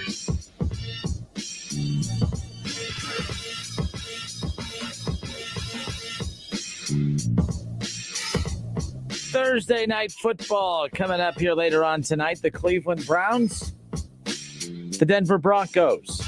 Kickoff coming up later on tonight. It's week 7 of the NFL season officially kicking off, and I'm here to tell you that the Cleveland Browns are going to lose tonight. I don't care what the score says. The Browns are going to lose tonight. There's no way around it. The Browns have no shot tonight of escaping with a win or a loss, and there not being negative coverage of the Browns moving forward. And here's why. I welcome you back again. Justin Kinner hanging out with you here on 1410 ESPN Radio. It is the Justin Kinner Show. The show is brought to you by Orion Sports Medicine and OGW Energy Resources. We appreciate our sponsors, and let's get to it. We're live on Facebook, by the way. If you head to Facebook and search The Justin Kinner Show, you can jump in on the conversation, as well as give us a call at 518-1410. No Kev in with us today, who will be back. So when you call, I will answer and put you on hold, okay? So when that happens, just know no one's going to answer your call. I will bring you on the old-fashioned way of, caller, what's your name? Or, the real small market radio stuff. It's just what we got to deal with for right now. So just deal with it, okay? So that if I put you on hold, don't hang up. I'm going to get to you coming up here in a few minutes. Here's the deal. The Cleveland Browns in action tonight. They are, the last I checked, a 1.5-point favorite over the Denver Broncos. Big news for the Cleveland Browns came out earlier today as Jarvis Landry has been activated for tonight's Thursday night matchup against the Denver Broncos. Baker Mayfield shut down. There was some other interesting stuff that came out today regarding his shoulder. It will need his non-throwing shoulder with the torn labrum. It will require surgery. Rest is going to be key and allowing that some of the swelling and stuff to go down. Of course, there is the chance that they could further injure it and create even bigger problems if he does come back. It doesn't sound like they're going to shut him down for the year. It sounds like this is he's going to be off tonight, 10 more days, off, and then he'll be good to go for the Pittsburgh Steelers coming up a week from Sunday. But before we can get to that, the bottom line is the Cleveland Browns have a situation tonight when you look at the laundry list of injuries that they've had to battle. Oh, I know. Oh, hold on. I got to make sure we're doing this correctly. The injury. No one cares about injuries. Injuries are just an excuse. And blah, blah, blah, blah. When our team has injuries, it's okay to use that as an excuse. But when the Cleveland Browns have injuries, they got to suck it up. According to you, the haters. The hater mic is on and ready to rock, just so you know. Odell Beckham Jr. listed as questionable coming up for tonight. And again, this is a list a mile long. But as I talked about yesterday with Kev, I don't care about how long the injury list is. I keep hearing people say, well, Baltimore has way more people out. Okay, I don't care about quantity. I care about quality. I don't care if a team has more people, and by the way, they don't. They do not have more people on their injured list than the Browns, but it is quite a long list on top of that. But the quality of the names on the Baltimore Ravens injured list are not even close to the quality of names on the Browns. And I'm not saying that doesn't impact the Ravens, but as I've said all week, the Baltimore Ravens have done a fantastic job of overcoming those injuries. And that's why they are such a hot topic in the National Football League right now. And you know why that is? We don't talk about common sense stuff. We don't talk about, oh man, guess who showed up to practice? No. They're expected to show up to practice if you're healthy, right? Like, oh, you guess who came to work today? Guess I remember having a boss one time that it wasn't to me, but I had a coworker that was ticked off because, that she had arrived to work on time every day for 2 weeks and the bosses didn't praise her. And I looked at her and I'm like, I'm fresh out of college. And I'm like, I know I'm kind of new to the real world here, but can you, and I know that, us millennials, we get a lot of heat towards us that, we constantly need to be praised and we constantly, we're soft and blah, blah, blah. Well, this was like a 50-year-old woman who was upset that her boss hadn't praised her for being on time to work for 2 weeks. And I'm thinking, I'm sorry. You're supposed to be on time. Why? And I remember hearing my boss say that too. He didn't say this to her, but I remember him telling me, I'm not going to praise you for being on time to work. Those are just, sometimes they're just the lowest bar of expectations is, yeah, you should be on time to your job. So when you do show up for work and your boss doesn't say, hey, good job being on time today, but they get on you if you're late, it's because when something happens that's not supposed to happen, it usually, it's a little surprising. It gets a reaction from people. So the Baltimore Ravens, the reason that they are such a story, folks, is because they're not supposed to be good right now. They have a lot of players out. So that's why I get annoyed when people try telling me that the Cleveland Browns, they shouldn't miss a beat with all the injuries because it's an next man up mentality. That's lazy. You don't know anything about sports if that's really what you think. I know that those are cute little sayings that coaches use for media so that they don't give bulletin board material to people. Like those little sayings, you put it on a bumper sticker, slap it on the back of your car. There's a lot of things you could do with that. But what you can't do is use it on this show. The next man up mentality, it's nice, it's cute. Remember when Cardale Jones took over for the Buckeyes and he led the Buckeyes to not just a Big Ten championship, not just to the playoffs, not just to a semifinal victory over Alabama, not just a trip to the NCAA, college football national championship game. He led them to a national championship. Well, why was that such a big deal? Did anybody say, hey, Cardale Jones, you're supposed to do that? No. The reason it was a story is because that doesn't happen. It's not normal for a third-string quarterback to come in and lead a team to a national championship. So when something happens that is not normal, that is out of the ordinary, it gets talked about a lot. It gets praised a lot. And the reason that happens is because it doesn't happen enough. It's not the norm. The Ravens winning with all these injuries, that's not the norm. So to use that against other teams is laughable because the norm is, and common sense tells you that when you lose your best players, you're not as good. So I've beat up on that a lot this week, but I just wanted to set this tone with the conversation regarding that because I'm exhausted reading the low IQ of people who continue to use the words next man up. Like it's not next man up. It doesn't work that way. It's next man up in regards to the player that's supposed to replace the, yes, next man up. Duh. Next man up. Yep. Who's up next? Who's next on the depth chart? I mean, for them, it's next man up, but expectations wise, it's not, next man up. What does that even mean? Next man up means, yes, there's always someone to replace somebody, but there's a reason that person's not the starter. There's a reason that collectively the second string unit's not as good as the first string unit, which is why I've been so irritated with everybody who is holding the second string Browns to first string expectations. It doesn't work that way. No, but the Baltimore Ravens are a great story because that's not the norm.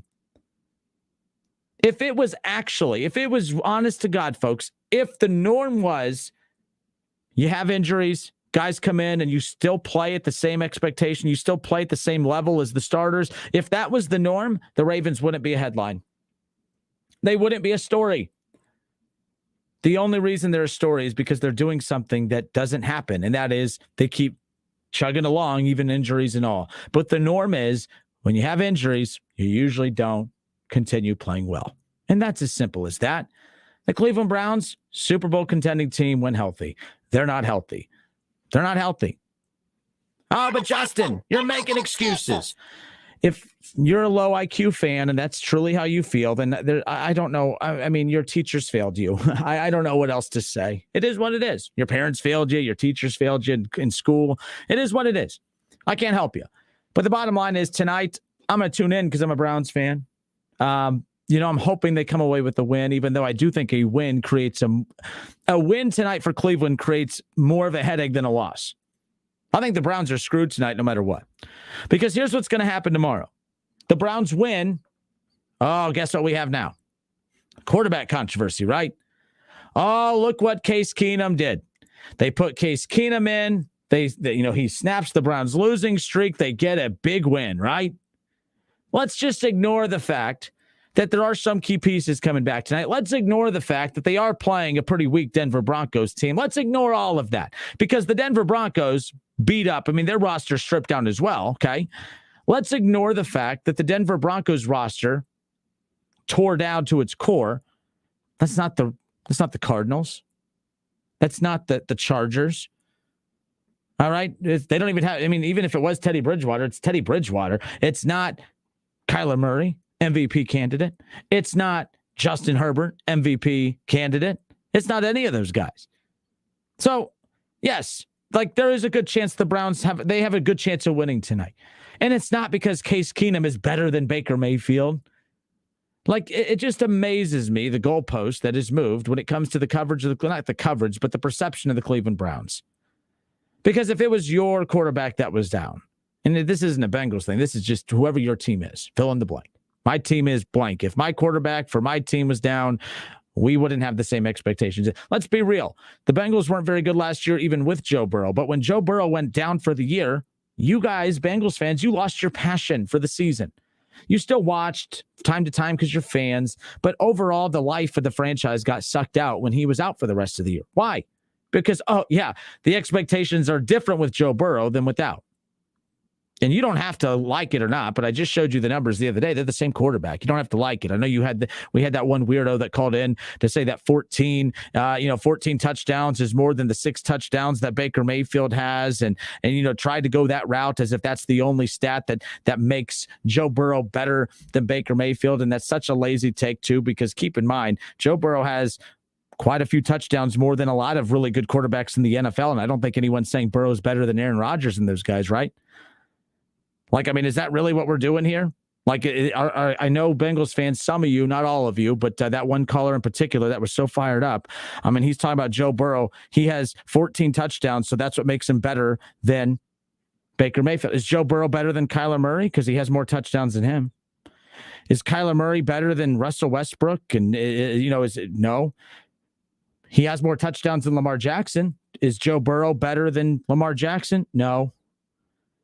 But because all you guys have is that particular stat, that's what you're using. So my point is the expectations do change. When your stars are out there, they're expected to play well because those are your best players. When your best players aren't out there, it is what it is. But my concern for the Browns is this. If you're just tuning in, it's the Justin Kinner Show. Welcome. Give us a call at 518-1410. The Cleveland Browns tonight, if they win, it'll lead to chaos tomorrow on all sports media shows. Do we have a QB controversy? Is there a quarterback controversy in Cleveland? No, there's not. There's not. The line was 5.5 to start the week for the Browns. It's now 1.5. There's not a quarterback controversy. Please stop. I get it. It's fun to beat up on the Browns. It's fun to beat up on Hulu has live sports himself, Baker Mayfield. It's fun. And that's fine because that's what a hater does. And I'll be honest, I would find ways to nitpick at the Bengals when they lost Joe Burrow and some of their key starters. So that's what we do. That's what makes this show fun is I love the sports bar banter back and forth. I'm passionate about my team. You're passionate about yours. And I love that we all come back every day and we do this every day. That's great. But as long as I'm willing to acknowledge that I come from that place, I need you guys to, if we're going to have a fair room here, you guys have to acknowledge that you're the same way. I don't think I'm that crazy for saying that it's dumb to hold the Browns to a healthy expectation when they're not healthy. Like, it just doesn't make sense. I've used this example. People got mad when I used the NBA comparison the other day, but the Los Angeles Lakers were NBA championship contenders heading into the playoffs last year. Anthony Davis goes down with an injury. They no longer had those championship expectations. Everybody said that. The Lakers don't have a shot to win it without Anthony Davis. Why is that common sense in basketball, but not in football? Now, is Baker Mayfield Anthony Davis? No. But that is the most important position on the field, and Baker Mayfield's the most important player on the field for the Cleveland Browns outside of Nick Chubb. So we'll see. No Nick Chubb tonight, no Kareem Hunt, no Baker Mayfield, OBJ questionable. Now, if there's been an update on OBJ, please let me know. I just haven't come across it, so don't do the whole, do your homework thing. Just help me out. I'm asking you to help. I just haven't come across it yet. That's all. I'll make sure I dive into it here in a little bit, but just relax. But let's have some conversations here. Do you agree with me? I think the Cleveland Browns are in trouble because if they lose tonight, they drop to 3-4, and they could, by the time the weekend's done, like, let's say that the Bengals pull off the upset, which as much as I think the Ravens are going to win, I don't think it's impossible to say. It's not unlikely. Look, at the end of the day, I think that the Bengals have what it takes to pull off an upset. Are they better than the Ravens? No. Do they have the weapons to upset the Bengals or the Ravens? Absolutely. I think that the Bengals have the weapons to upset the Ravens. Do I think it'll happen? No, but it's not that crazy to think that it could happen. I think that the Bengals could beat the Ravens, and if that happens, the Browns are in trouble because now there's starting to be some separation at the top. And even if the Ravens win, the Browns are still screwed because that's even more separation. So if the Browns lose tonight, the winner, the Bengals and the Ravens, creates separation between them and the Browns. That's double loss. You lose the game and you lose some room. You lose that gap in the standings.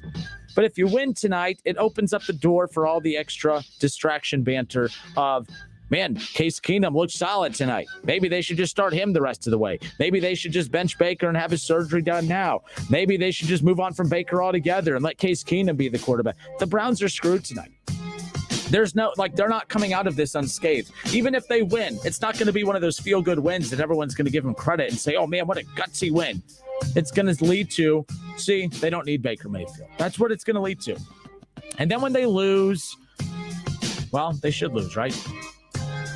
No Nick Chubb, no Baker, no Kareem, possibly no OBJ. Half your O-line's out. Oh, I know. Just excuses, right? Let's chat. 518-1410. The phone lines are open. I'll get your names during this little commercial break coming up, and then we'll hit the ground running. 518-1410. We'll be back in a moment.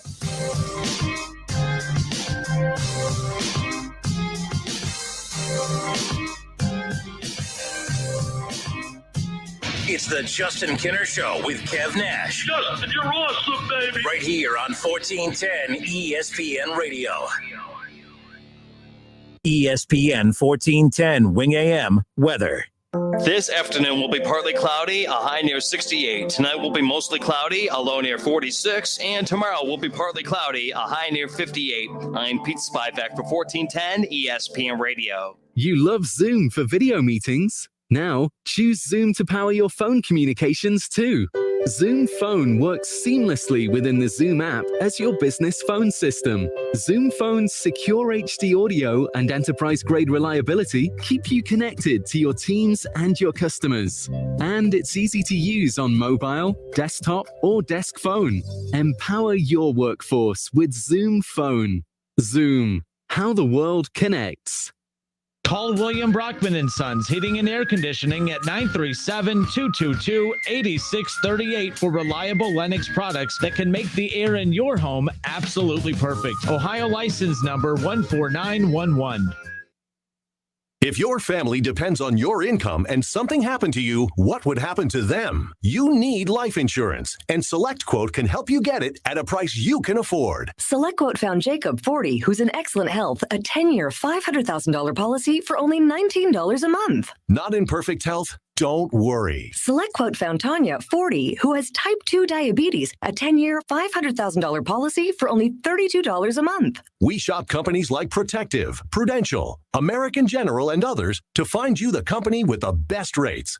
Give your family the security they need at a price you can afford. For your free quote, call 1-800-519-0449. That's 1-800-519-0449. Or go to SelectQuote.com. That's 1-800-519-0449. SelectQuote. We shop, you save. Get full details on the example policies at selectquote.com/commercials. Your premium could vary depending on your health, issuing company, and other factors. Not available in all states. Whether you're vaccinated or not, it's important to know the symptoms of COVID and its variants. Fever is the leading sign of COVID and the flu, so make sure you use an accurate thermometer. Only the Exergen temporal scanner thermometer has been proven accurate with more than 100 clinical studies. Non-contact thermometers have no clinical evidence behind them and are not reliable. Be vigilant and seek medical advice at the first sign of fever. Learn more at Exergen.com. Hi, this is Eddie Sorrell, Service Manager, Germain Honda of Beaver Creek. When you need service, we're here. Tuesday, Wednesday, and Thursdays from 6 to 8, and Saturdays from 7 to 5. We proudly offer a state-of-the-art facility with factory-trained technicians, clean waiting room, and service department. Loaner cars are available during service, and free alignment checks with any service. Be sure to stop in and ask for our $39.95 oil change special. Germain Honda of Beaver Creek, State Route 35, east of 675, between Xenia and Beaver Creek. KTH Parts Industries in St. Paris, Ohio has immediate openings for second and third shift production associates. KTH promotes from within, offers medical, dental, 401k, attendance bonus, and a competitive wage, starting at just over $19 per hour with annual increases. KTH will be hosting walk-in interviews Monday through Friday from 7:30 a.m. through 3 p.m. Please bring a resume and photo ID. Visit kth.net for more information. KTH is an equal opportunity employer. You have empty office space to fill or home office to create. You know what you need. You know what you'd like. But you also have a pretty good idea after you've shopped around the usual places what you need and what you like might not happen. Well, then you haven't been to Charles Larrick's Warehouse Outlet. Nobody has their selection. Nobody has their discounts. And every week there's something new. If you need office furniture, Larrick's Warehouse Outlet can sell it to you for half the price and below manufacturer's selected prices. Half price and below on hundreds of items. Selection from budget to the best. Really, desks from $50 to $5,000. Filing cabinets from $25 to $500. Before you go anywhere else, do yourself a favor and come to Larrick's Warehouse Outlet. With 25,000 square feet of selection, you're not going to go anywhere else. Larrick's Warehouse Outlet at 23 McOil Avenue, Dayton. Open Monday through Friday, 9 to 6. Larrick's, continuing the tradition. Hey Buckeye fans, as the official wing sponsor of your Ohio State Buckeyes, Roosters is giving away 12 trips for two to this year's Buckeye Bowl game. Each trip comes complete with airfare, hotel, gift bag, and 2 tickets to the big game. One bowl prize winner will be chosen each week, along with other cool Roosters weekly prizes. So register every week at roosterswings.com. Roosters, a fun casual joint, and the official wing sponsor of Ohio State Athletics. Official contest rules at roosterswings.com. There's confusion about how to protect yourself from COVID. One thing is certain. Whether or not you're vaccinated, you need an accurate thermometer to check for fever, the leading sign of flu and COVID. Be vigilant and contact your medical provider at the first sign of fever. Don't rely on non-contact thermometers that have no scientific studies. Only the Exergen temporal scanner thermometer has been proven accurate in more than 100 clinical studies. Learn more at Exergen.com. Liberty Mutual Insurance Company presents and Doug. And we're back with Limu, Emu, and Doug for the final question. Category is things you climb. All right, Limu, what do you think? You sure? We're going with Liberty Mutual customizes your car insurance so you only pay for what you need. Oh, so close. We were looking for stairs. Huh. Only pay for what you need. Liberty, liberty, liberty, liberty. Help DEA keep our community safe and healthy by participating in National Prescription Drug Take-Back Day, October 23rd. Visit DEATakeback.com. Hey everybody, it's Stephen A. Smith, and everyone knows my feelings on Cowboys fans. But really, Justin Kenner, you're a Cowboys fan and a Browns fan? Good Lord have mercy. I don't know what the hell to do with y'all. I really don't. It's the Justin Kenner Show with Kev Nash. Weekdays from 3 to 6 p.m. on 1410 ESPN Radio.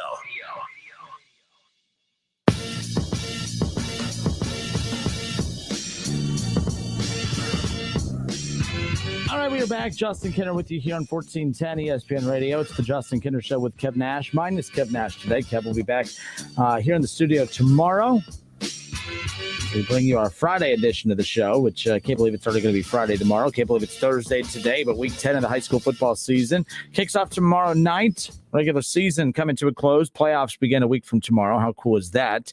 We'll have the Wayne Warriors welcoming in the Centerville Elks for our Glacier Softwater high school football game of the week. I want to give a shout out to Glacier Softwater. Again, they've been making water great since 1998, so we appreciate them hanging out with us each and every Friday night, being a part of our Friday night sponsorship, of course, of high school football. In fact, just saw John Glazer yesterday, the owner of the owner of Glacier Softwater yesterday. Golfed with him out at Miami Valley with Keith Byers and everything. We had a lot of fun. So I just want to give him a shout out and our sponsors a shout out as well. Dr. Phil and Orion Sports Medicine, appreciate their sponsorship of the Justin Kinner Show. OGW Energy Resources, love their partnership as well. We can't do what we do on these airwaves without them. So again, there's a list a mile long of more, and we'll continue to get to those names here throughout the show today. But yeah, just wanted to give them a little love. All right, so the injury updated report here for tonight is pretty interesting. And again, I know we're making excuses, blah, blah, blah, blah, blah. But Nick Chubb is officially ruled out. That was a given. Out as well as Baker Mayfield, no Kareem Hunt, but a lot of questionables. That's a pretty good word to use to describe the Cleveland Browns these days. Questionable. They have the Broncos tonight. They're a 1.5-point favorite. I know people like to say Baker Mayfield's a bum and all this, but the line started out earlier in the week as they were a 5 or 5.5-point favorite. They're now a 1.5-point favorite. That's quite a swing, right? Like, don't you guys think that's a huge swing in the line for a bum quarterback? I'm just saying. Okay, so let's just be clear. Odell Beckham Jr. listed as questionable tonight. That's huge if he plays. Jadeveon Clowney, and of course, under injury, it has ankle, his chest, his knee. My goodness. He's like a children's song, head, shoulders, knees, and toes. My goodness. The guy, when he's on the field, he's actually been very effective this year, but stay on the field, would you? Questionable also, Jack Conklin. That's a big deal. This is what's interesting about this matchup tonight is the fact that the expectations are going to vary depending on who's out there. The fact that there are so many questionables. Kareem Hunt and Nick Chubb, that's the Browns offense right there. Baker Mayfield, Kareem Hunt, Nick Chubb. That's the Browns offense. Getting Jarvis back helps, but what makes Jarvis is Nick Chubb and Kareem Hunt and OBJ and the offensive line. All of those players shine because of the other around them. That's why I don't buy into the whole, he's so dependent on everyone, or everyone's dependent. It's the National Football League. It's the ultimate team sport. Oh, but Lamar Jackson, to act like Lamar Jackson, even with all the injuries, to act like he doesn't have weapons, they're not elite weapons, but to act like he has no help, even with all their injuries, still better than the Cleveland Browns after all their injuries. Now, assuming that Jack Conklin doesn't play tonight, assuming that Treader and Wills don't play tonight, but that's 3 members of that offensive line that have to be out there for the Browns to be effective.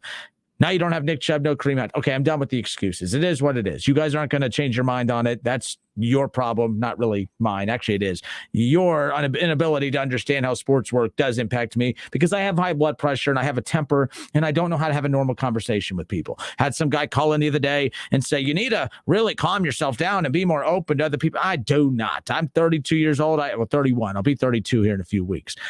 I just think I am who I am at this point, and I'm just going to stick to who I am, and there you go. I know, the ultimate definition of stubborn, but it is what it is.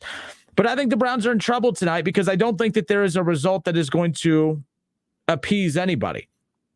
If Case Keenum leads the Browns to a win tonight, everyone will say, see, Case Keenum, that was the problem. Baker Mayfield's the problem. Get Case Keenum, make him your official starter, move on from Baker. That's going to be a real silly take, but I promise you, I could build a snowman with all of those lame takes that'll be snowing down on me tonight if the Browns win. I'm telling you right now, that's exactly what it's going to be. QB controversy in Cleveland because backup quarterback beat up Denver Broncos team. And then, of course, if the Browns lose, that's an even bigger problem because you drop to 3-4. You're under 500, 7 games in. And the Bengals have a good chance at upsetting the Ravens this week. Yes, I do believe they have a good chance. I don't believe that they will, but I believe they have a good chance. That defense is pretty solid. And if the defense can contain Lamar Jackson, which no one has been able to figure that out yet, but if they can contain Lamar Jackson, look out. I think that the Bengals offense have just enough. I don't think that the offense looks sexier on paper than what the numbers are for the team. No, that's not me being critical. That's just me being honest. Their offense is not elite by any means. Like, there's nothing about the offense that's elite. Jamar Chase is an elite rookie wide receiver, but the offense itself has been very pedestrian. Not a hater comment, not really an opinion. It's actually a fact. They're a middle of the line offense statistically. They have one big play a game that gets everyone off their feet. They ooh and they all over the Joe Burrow, Jamar Chase connection, but that's about it. People got mad at me the other day because I compared Baker Mayfield and Joe Burrow. Their numbers are identical. I said that it's embarrassing for Joe Burrow to have numbers similar to Baker Mayfield, who Baker runs a run-first offense and Burrow runs a pass-first offense. Everyone got mad. Well, how could there be a pass-first offense if they have the same amount of pass attempts? Well, just because it's not going well doesn't mean that they're not a pass-first offense. They are. They actually, I heard a stat today that the Cincinnati Bengals lead the NFL with the most empty backfield sets. They have had more empty backfield sets than any other team in the NFL. That doesn't sound like a running team. You didn't bring Zach Taylor over from Sean McVay's tree of wisdom with the passing game. You didn't bring Zach Taylor over to be a run team. You didn't draft Jamar Chase to be a run team. You didn't draft T. Higgins last year to be a run team. You didn't extend Tyler Boyd a few years ago to be a run team. So let's just stop with that. Okay. You sound silly. It is what it is.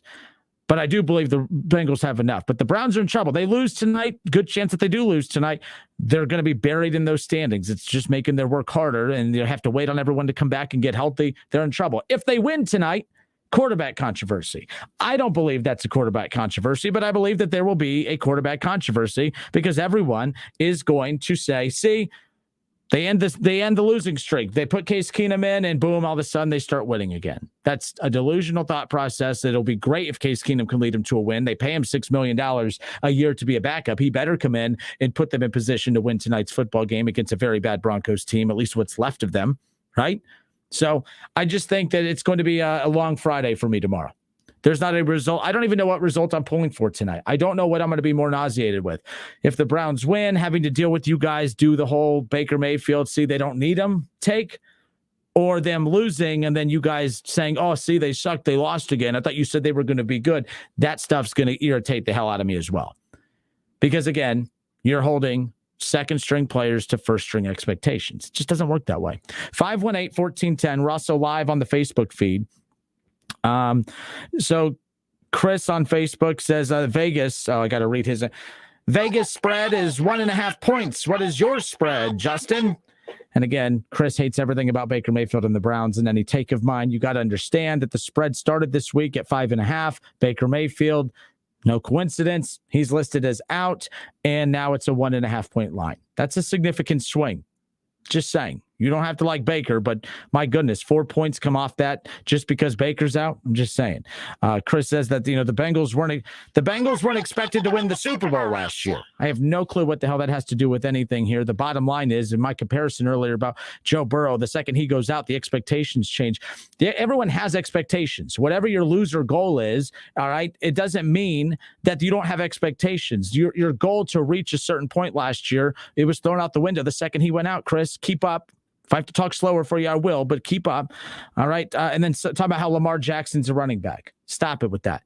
It doesn't matter. Lamar Jackson leads a run-first offense. So for those who don't know what Chris is talking about, there, not many people ever do.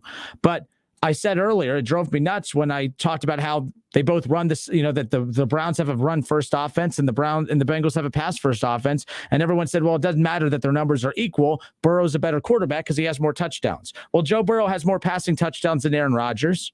Okay. He has more passing touchdowns than Russell Wilson. He has more passing touchdowns than Lamar Jackson.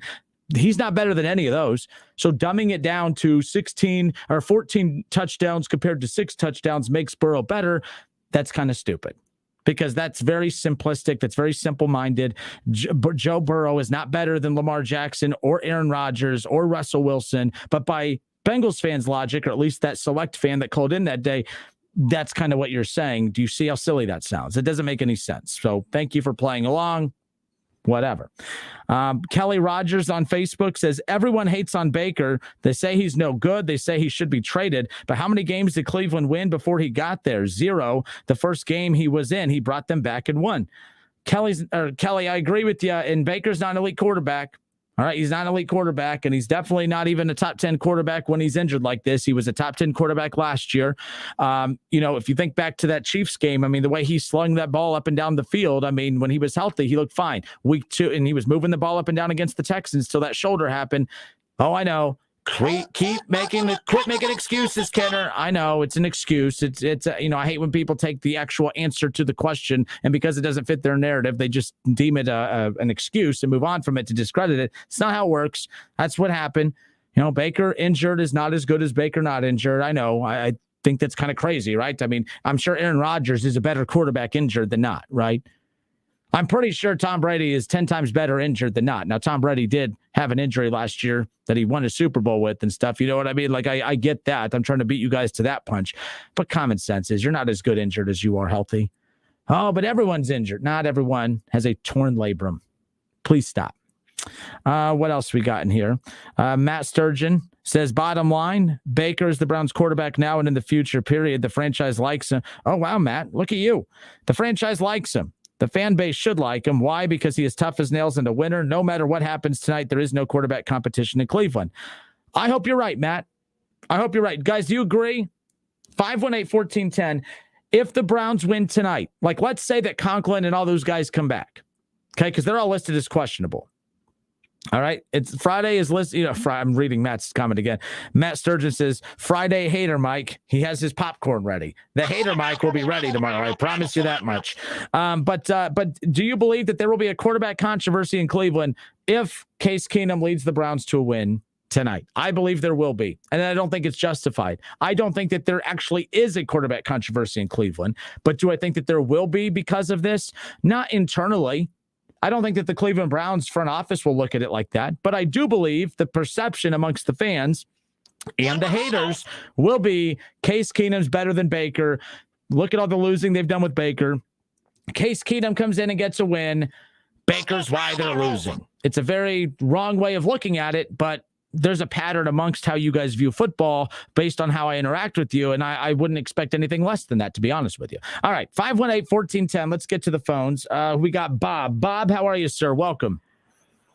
Man, you're wearing me out, man. You are wearing me out. First of all, I got a couple points to make. First of all, everybody knows injury is always a factor when you have injured key players. The point is, Justin, what you don't understand is we don't care.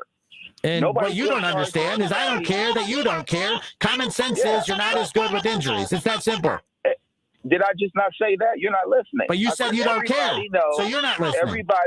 We don't care about your team because we don't feel sorry for them. Just as you wouldn't feel sorry for our team if they had key injuries. If you can get a leg up, you get a leg up. That's the point.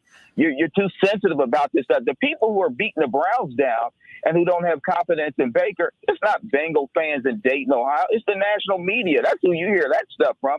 We don't care. You don't read the chat section in here? You don't hear the callers every day? That's false. Again, it's the national media. Baker's beaten down every day by Colin Cowherd. Every day. And you know who Colin Cowherd used to beat down? It was Andy Dalton. Every day. All Andy did was take him to the playoffs. He didn't win a playoff game, but he sucked. That was the national narrative, and that's the way it is. Who cares? Really, if Baker's your quarterback, who cares? The game tonight, yes, I believe the Browns will win 28-24. Case Keenum knows the offense as well as Baker. He probably helped them to learn it. He came from that system. He wasn't a bad quarterback when he started for Minnesota. I'm not saying they're the same guy. I'm not saying Keenum is better than Baker, but it is what it is. The thing you need to understand is you need to root for your team and not be so sensitive about Baker Mayfield. And let me give you an example of that. I'm not sensitive at all. Back in 2015, when Andy Dalton got hurt, the Bengals were the number 1 seed. I think they went like 11-0 to start the season. He broke his thumb, and just like Baker and Joe Burrow, the big knucklehead tried to make a tackle, dummy. You don't do that. You get out of the way. But he did that. A.J. McCarron came in. Now, if the Bengals had won that game against Pittsburgh, you think I would have been saying, oh, no, now we got a controversy. I'm glad the Bengals lost, so that way Dalton can have it. Man, I don't care. I'm rooting for wins. That's what you need to root for. And so tonight he's going to win. I don't see no controversy. I don't even know why people compare the two guys anyway. Baker's played 52 games. Burrow's played 16. So be happy with your guy, man. But that's all I got to say. But I think the Browns are going to win. All right, Bob. Good stuff. Thank you. All right. All right. So a lot there. And then here's my new favorite. Well, Baker Mayfield's played 50 games and Joe Burrow's only played 16. Well, if Joe Burrow's only played 16, then maybe y'all should just be quiet about him a little bit, the way that you told me to be quiet about Baker when he had his success, which, by the way, he had more passing yards, he had more touchdowns, and he had better numbers in his first 16 games than Joe Burrow. Just, I know that hurts you. I know that hurts your feelings and all, but don't tell me who cares. Don't tell me what I should and should not care about. Half the time, I'm not just bringing this up to bring it up. I'm responding to people who call in and leave their opinions on the comment section. So there are people who care. There are people who care because everything I do on this show is in response to the listeners. So, Bob, I'm not just making these things up out of nowhere. It's not like the listeners are, trying to talk NBA in the chat section, and here I am bringing up Joe Burrow and Baker Mayfield. People keep saying, man, that's all you guys talk about. Well, that's all that you guys want to talk about.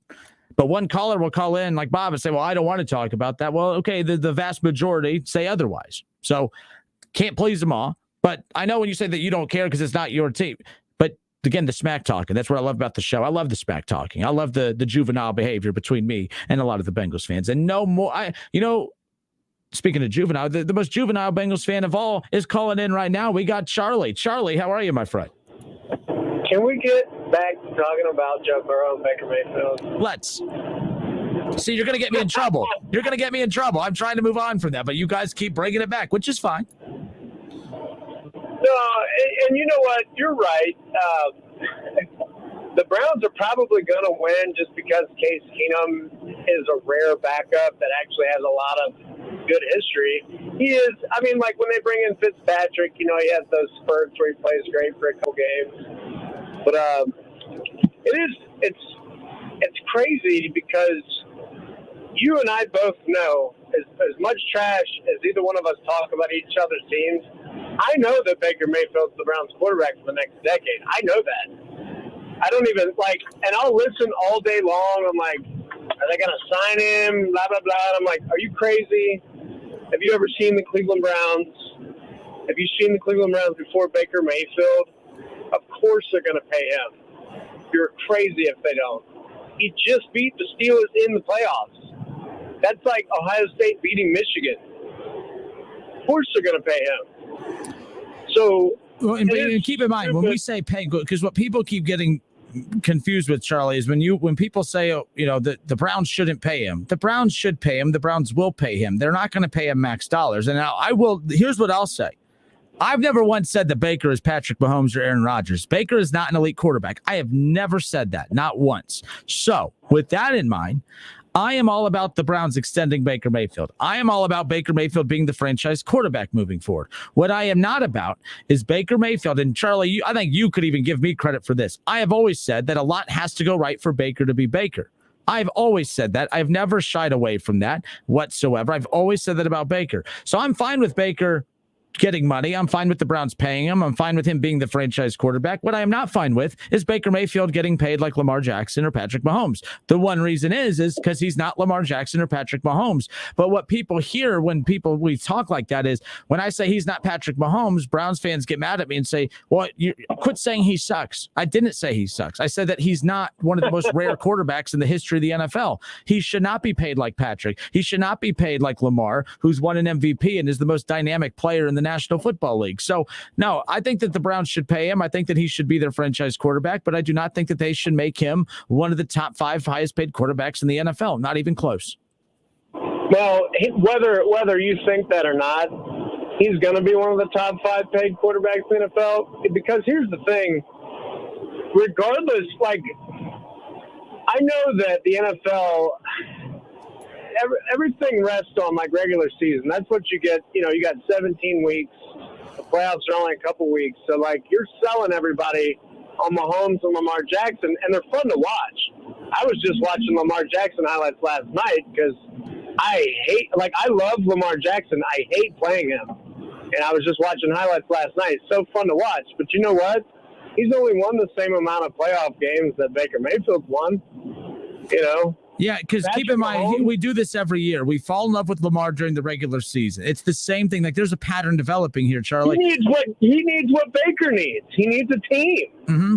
You know, look, Patrick Mahomes got destroyed in the playoffs last year because the offensive line wasn't healthy. And what did they do? Everybody needs their team at the end of the day.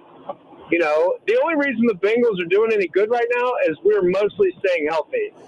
And we're not really playing the best teams. Hey, that defense is better than I thought. That defense is better than that. They hit hard. Now, they might get not exposed. Their numbers, they might fall more into an average defense as they start playing better teams. That's not a shot. That's just the reality. You just said it. It's easy to look top 5, top 6-ish when you're playing the Lions and the obviously the Jags, which a rookie quarterback and all that. But the bottom line is the Bengals a year ago playing bad teams couldn't beat bad teams. They're beating bad teams, so I'll give them that. That's all you can ask for. Well, we just played an injury-plagued Packers team. We're about to play. You know what? It's going to look so good if we beat the Ravens because they're 5-1. You know, and it's Lamar, and everyone's going to forget that they have 18 players on the IR.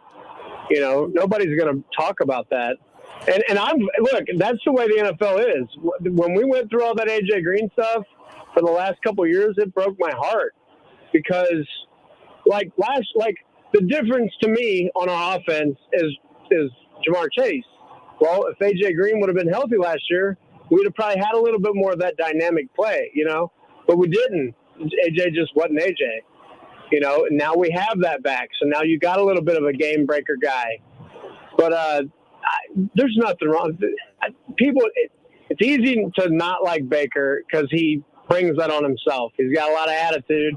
But if you're a Browns fan, I can understand why you love him because he's got a lot of attitude. Like, who doesn't love that? Joe Burrow's cocky.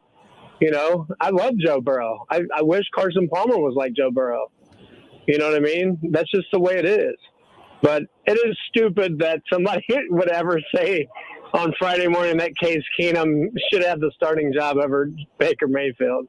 Oh, it's coming. I promise you, it's coming. Oh yeah, it won't be. I don't think it'll be like 90%.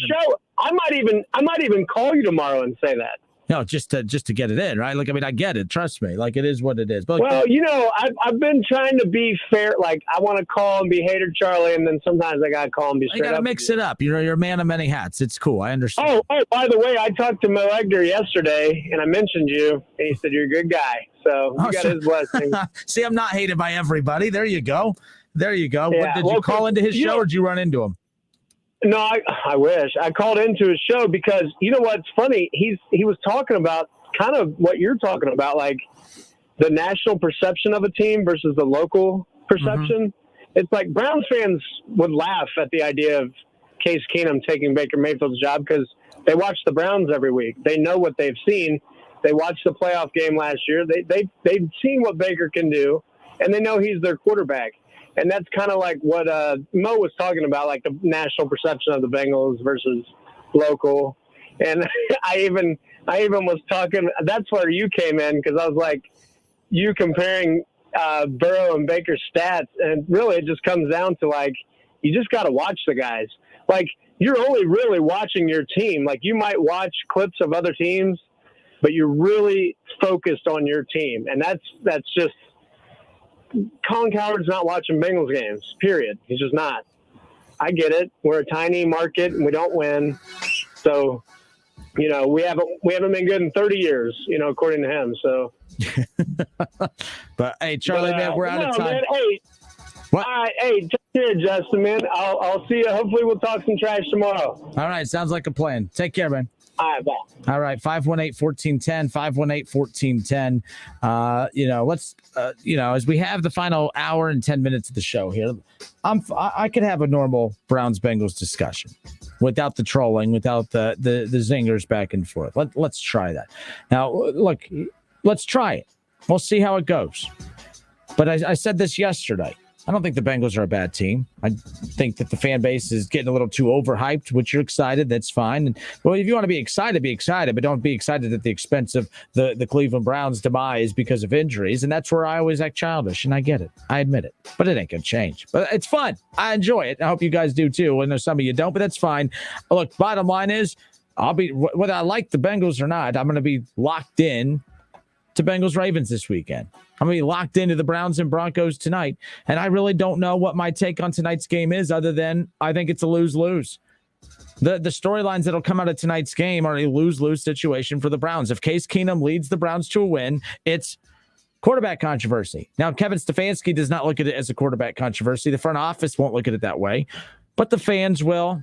Now, you're probably saying, well, then who cares if that's what the fans think? Because that's what makes the show go, is the fans.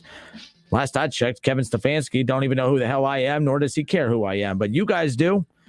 Doesn't mean you like me, but I mean, you know who I am and you care about my opinion. And for those of you who say that you don't care about my opinion, you care enough to tweet me yours. Or you care enough to tweet me that you don't like mine. Or you care enough to call in to tell me I'm stupid, like the call of the other day, because 14 touchdowns is more than 6 touchdowns. You care. My favorite thing in the world is when people say, I don't care, or who cares? Well, you took the time to write. You know how many things I see on social media that I genuinely don't care about, that it doesn't spark a reaction from me, that I don't stop and read it and say, I got to comment on this. Every day. Now, there are things that I get angry at on social media, and I'm like, oh, who cares? I'm like, oh, apparently I do, because it triggered a reaction from me. So you care. You can't say you don't. You can't. You may not like it, but you do. We'll be back.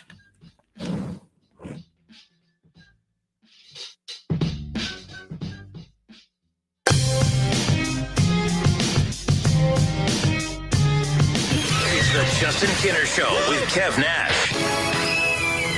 Right here on 1410 ESPN Radio.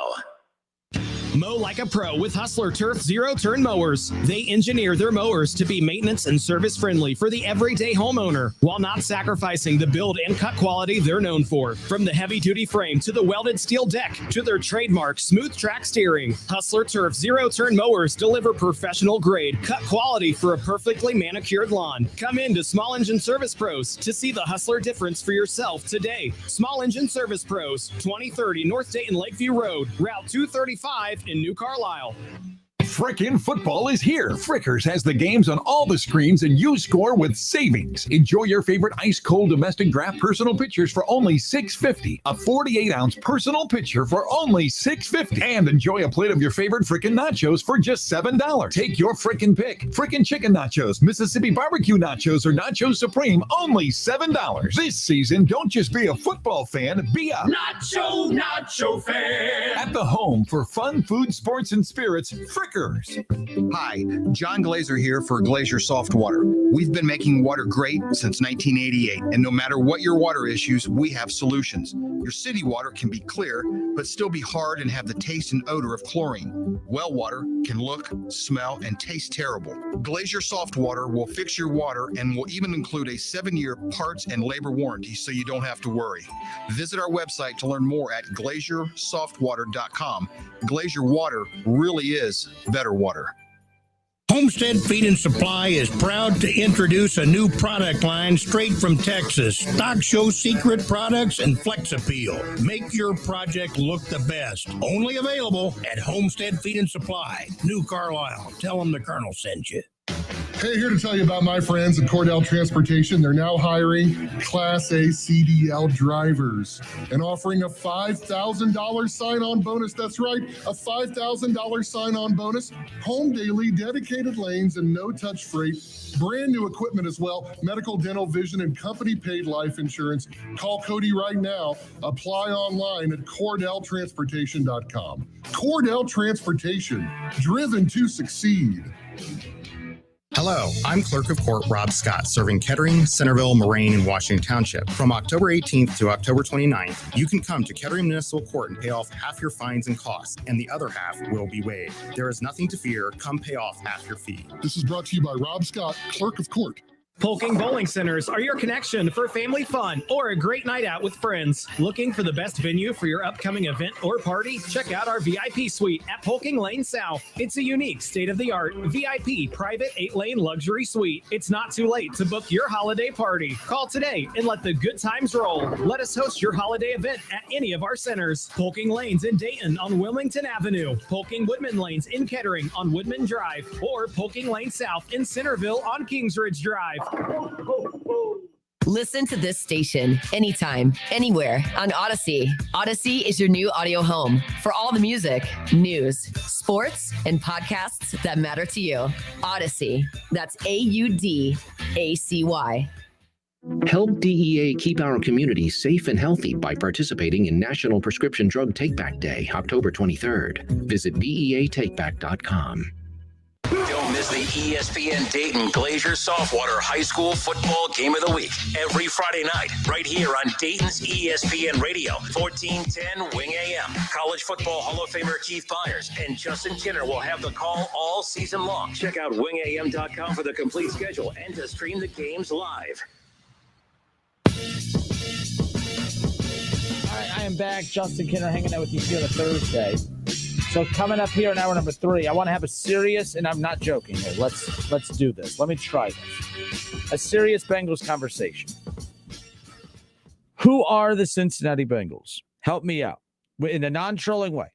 Okay, I will tell you what I think about the team, and I just said earlier, I think they're good enough to if they beat the Ravens on Sunday, it'll be a shocker because they're not expected to. Okay, but I do believe they have the talent to get it done.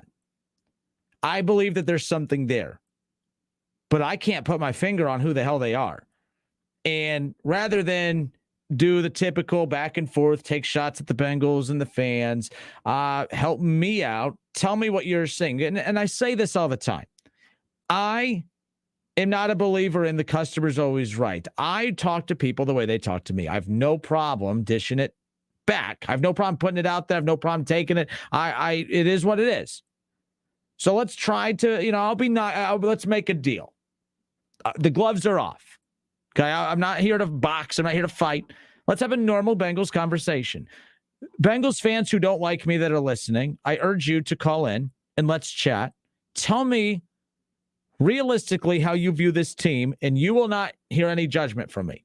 I won't smirk. I won't even use the hater mic. Here are the rules for hour 3. We're going to talk Bengals coming up. And the Browns are not allowed to be mentioned. Let's try this. Let me work on me. I'm going to work on me, but help me, help you. Let's talk Bengals. I'm going to talk Bengals in hour 3. And the Browns and Baker Mayfield and any shots at the front office will not happen. I promise. Same goes for you, though. I will have a normal tone. You have a normal tone with me. And let's just do this. Let's just have a conversation. What is it about this team that you think is for real? I'm genuinely curious, because I thought at the beginning, okay, they're going to win a couple games. Okay, whatever. I genuinely thought they were vulnerable against the Lions. I thought they were going to lose. That's why I predicted them to lose. I got labeled a hater for saying that, but I thought that, okay, hear me out. Okay, if I was to say that the Jaguars, like a year from now, the Jaguars will have a second-year quarterback in Trevor Lawrence, still young, improved but young. There's probably going to be a game or two that I picked them to lose based on, okay, they're improved, but they're young mentally, only a second-year quarterback. They might fall in the trap game against the Lions. You guys wouldn't get mad at me for saying that about them. You just got mad at me because I picked your team to lose, and I get that. But let's have a normal conversation, a fun one, no judgment. You be nice to me. I'll be nice to you. Can we do that? Can we be friends? Can we at least pretend to be friends? You ever been at a function with people that you don't like, but you have to just get along for the sake of the nature of the room, right? Let's do that. You don't have to like me. We don't have to be friends. We don't have to have a beer together, but let's just have a chat. I'm genuinely curious, at what point in the season do we get to where this isn't just a fun and exciting acceleration or ascension of the team? It's, oh man, they actually are pretty damn good. They're 4-2. And there's a good chance that, okay, let's say that they do lose to the Ravens. They're going to have the Jets coming up, and I'm going to pick the Bengals in that game to beat the Jets. They'll be 5-3 at that point, maybe 6-2, but 5-3 most likely. And I don't care if they lose Sunday. I'm not going to scoff at that. If they're 5-3, 8 games in, it's not like they won 2 of their last 3 or they got hot in here. They have won 2 of their last 3, but you see my point. My point is at a certain point, I can't just keep discrediting wins. I think in isolated situations, you could discredit wins, right? You know what I mean? Like, you can discredit wins. I think you could discredit losses. I discredit the Browns' loss to the Cardinals over the weekend because of a lot of the stuff that went on. I could discredit losses and wins. But what I can't do is discredit 2 months of success. I can't discredit the Bengals potentially being 5-3, possibly 6-2 heading in to the Browns game here in a few weeks. And again, forget the Browns, forget that. I said the Browns. I should have just said the Browns. I'm breaking my rules. Putting that off to the side. I can't discredit that. So eventually I have to take my hater blinders off, right? I have to look at them as a 5-3 team and give my true assessment of a 5-3 team and not who I thought they were going to be coming in. So I'm willing to do that if you are. No arguments, no condescending tones, no smirking, no making fun. I'm going to try and do something I haven't done in 31 years of life, and now I'll have an adult conversation. How about that? All right. Bengals fans, we'll chat here in a second. I do want to get to one phone call that's been on hold. I want to make sure we get to this guy first. We got Russ. Russ, how are you, my friend? Pretty good, but I'm wondering, I heard your comments earlier. Should I be a hater for you? Oh, you sound like it you were depends. What disappointed. are you calling in for? It just depends, my friend. Baker Mayfield. Okay. There could be a quarterback controversy. Okay. All Keenum has to do is go out and throw 5 touchdowns, 350 yards, 2 touchdowns to OBJ, and you might have a controversy. See, you're right. If he plays like so you're saying like a legitimate one. I said it from a mocking tone of I believe if the Browns win tonight, even if win ugly, people will still just jump on the bandwagon, or not the bandwagon, but they'll jump on the side of, oh, see, Case Keenum, he's legitimate. They actually win with him. They lose with Baker. He's the guy because people just want to hate on him. But I haven't even thought about that side, Russ. That's a good point. What does become interesting is, like, let's say Jarvis will play. Let's say OBJ plays tonight. What if Case Keenum just throws the ball all over the field and OBJ's making plays left and right? I haven't even thought about that. That's a very good take there. I'm not going to give you the hater mic on that. That's actually making me think a little bit. Well, I mean, we know Keenum's an excellent quarterback. Mm-hmm. He's got the track record. Yep. He could go out and do it. I don't think he will. If he wins, he throws like 2 touchdowns, 1 to OBJ, and they win by 3 points. There is no quarterback controversy. If he goes out and lights it up like nobody's business, maybe there will be. I don't think it'll be a real quarterback controversy, but I think that if that happens, Russ, that'll start to create some conversations internally, because if Case Keenum knows how to utilize OBJ and all of a sudden there's something there, I'm kind of with you. I don't think it's a legitimate quarterback controversy, but it does create a predicament of, well, how can Case Keenum, who is not better than Baker, but how does Case Keenum know how to use OBJ, but Baker doesn't?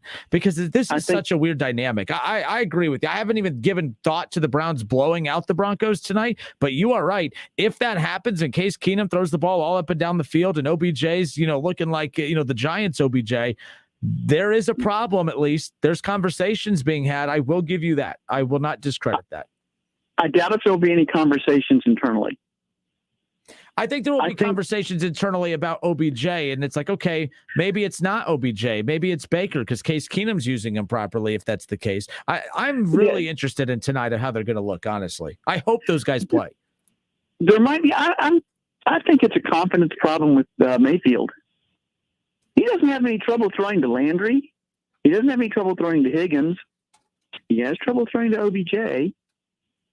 He has trouble throwing to some of his tight ends.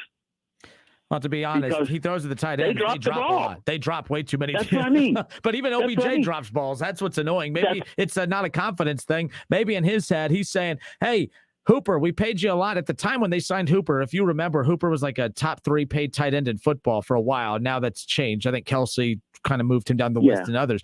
But at that time, I was pumped and jacked. But Hooper drops. Hooper has dropped, 12 passes in the last 2 or 3 years that he's been here, or 2 years or whatever. OBJ has dropped 7, which that's a lot for an elite wide receiver, right? And then Njoku, he had some key drops this past Sunday against Arizona. So, I don't know if it's confidence. I wonder if in his head he's saying, hey, I know I'm supposed to throw these guys because of how much they're paid and how good they are, but they keep dropping my damn passes, and I'm the one that takes the blame for it. I think he's trying to throw it more precisely to them so they won't drop it, and he's messing up his throws because of that. That's fair. Whereas he'll just sling it to Landry, he'll sling it to Higgins, because I don't care if it's above, behind, over, under, through, they're going to catch it. All right. All I got to do is get it near them. But I have to get it right there for everybody else. And I think that's I think that's a confidence problem. Baker doesn't have any confidence in those people catching the ball when he throws it. So you're saying he's trying to be too precise. You're saying he doesn't have confidence in them. Okay. I could see where you're coming from. Yeah. I think he's trying to be too precise throwing to them, and it's messing up his throws. Oh, man. Hey, but Russ, I appreciate you, man. Thanks for that take. That's a different way of looking at it that I haven't thought about yet. That's a good one. Thank you. Okay. Well, listen, just let me know anytime you need some more hate, and then I'll switch sides. There you go. That's all we need, man. We need flexibility, versatility. I like it. Hey, take care, man. You too. All right. So one good take deserves another, right? Doug Toby, he comes in with the heat. Doug Toby says, maybe they need stripes on the ball. Remember when Jamar Chase said that it's a lot more difficult to catch an NFL ball than a college ball? By the way, you want to talk about excuses. That was excuses. Back when Jamar Chase, he was dropping everything that came his way. The only thing he didn't drop was a number one chart on a new, album. I mean, that's the only thing he didn't drop. He was dropping everything. But my goodness, he came out and said it's tough. The ball's bigger. There's no white stripes. You can't see it. So Doug Toby, that's a good burn. Maybe they need stripes on the ball for OBJ and Austin Hooper and Njoku. All right, good stuff. All right, Bengals fans, let's reset this. As I said, I'm willing to have that conversation. Bengals fans, let's chat. 518-1410. No Browns. Okay, I will not bring up the Browns. I will not bring up Baker Mayfield. I will not discredit any of the success that the Bengals have had. I might bring up some common sense points of, okay, they haven't had the best competition yet, but that's not a slam. That's the reality. Some Bengals fans have even said that today. But 518-1410, Bengals fans, let's have that conversation. Who are the Bengals? At a certain point, it's no longer, oh man, they're fun. They're starting to win some games now. Eventually, keep winning games and these keep racking up. Eventually, we're going to be talking about a playoff team possibly. I don't think that's the case, but I didn't think they would be 5-3 one half in. And I think that there's a realistic chance it's going to be the case. So who are the Bengals? How do you view them? Let's have that. You don't have to like me, but I'm willing to have that conversation. I'm open-minded today. 518-1410 Bengals fans. I'll be back in a moment.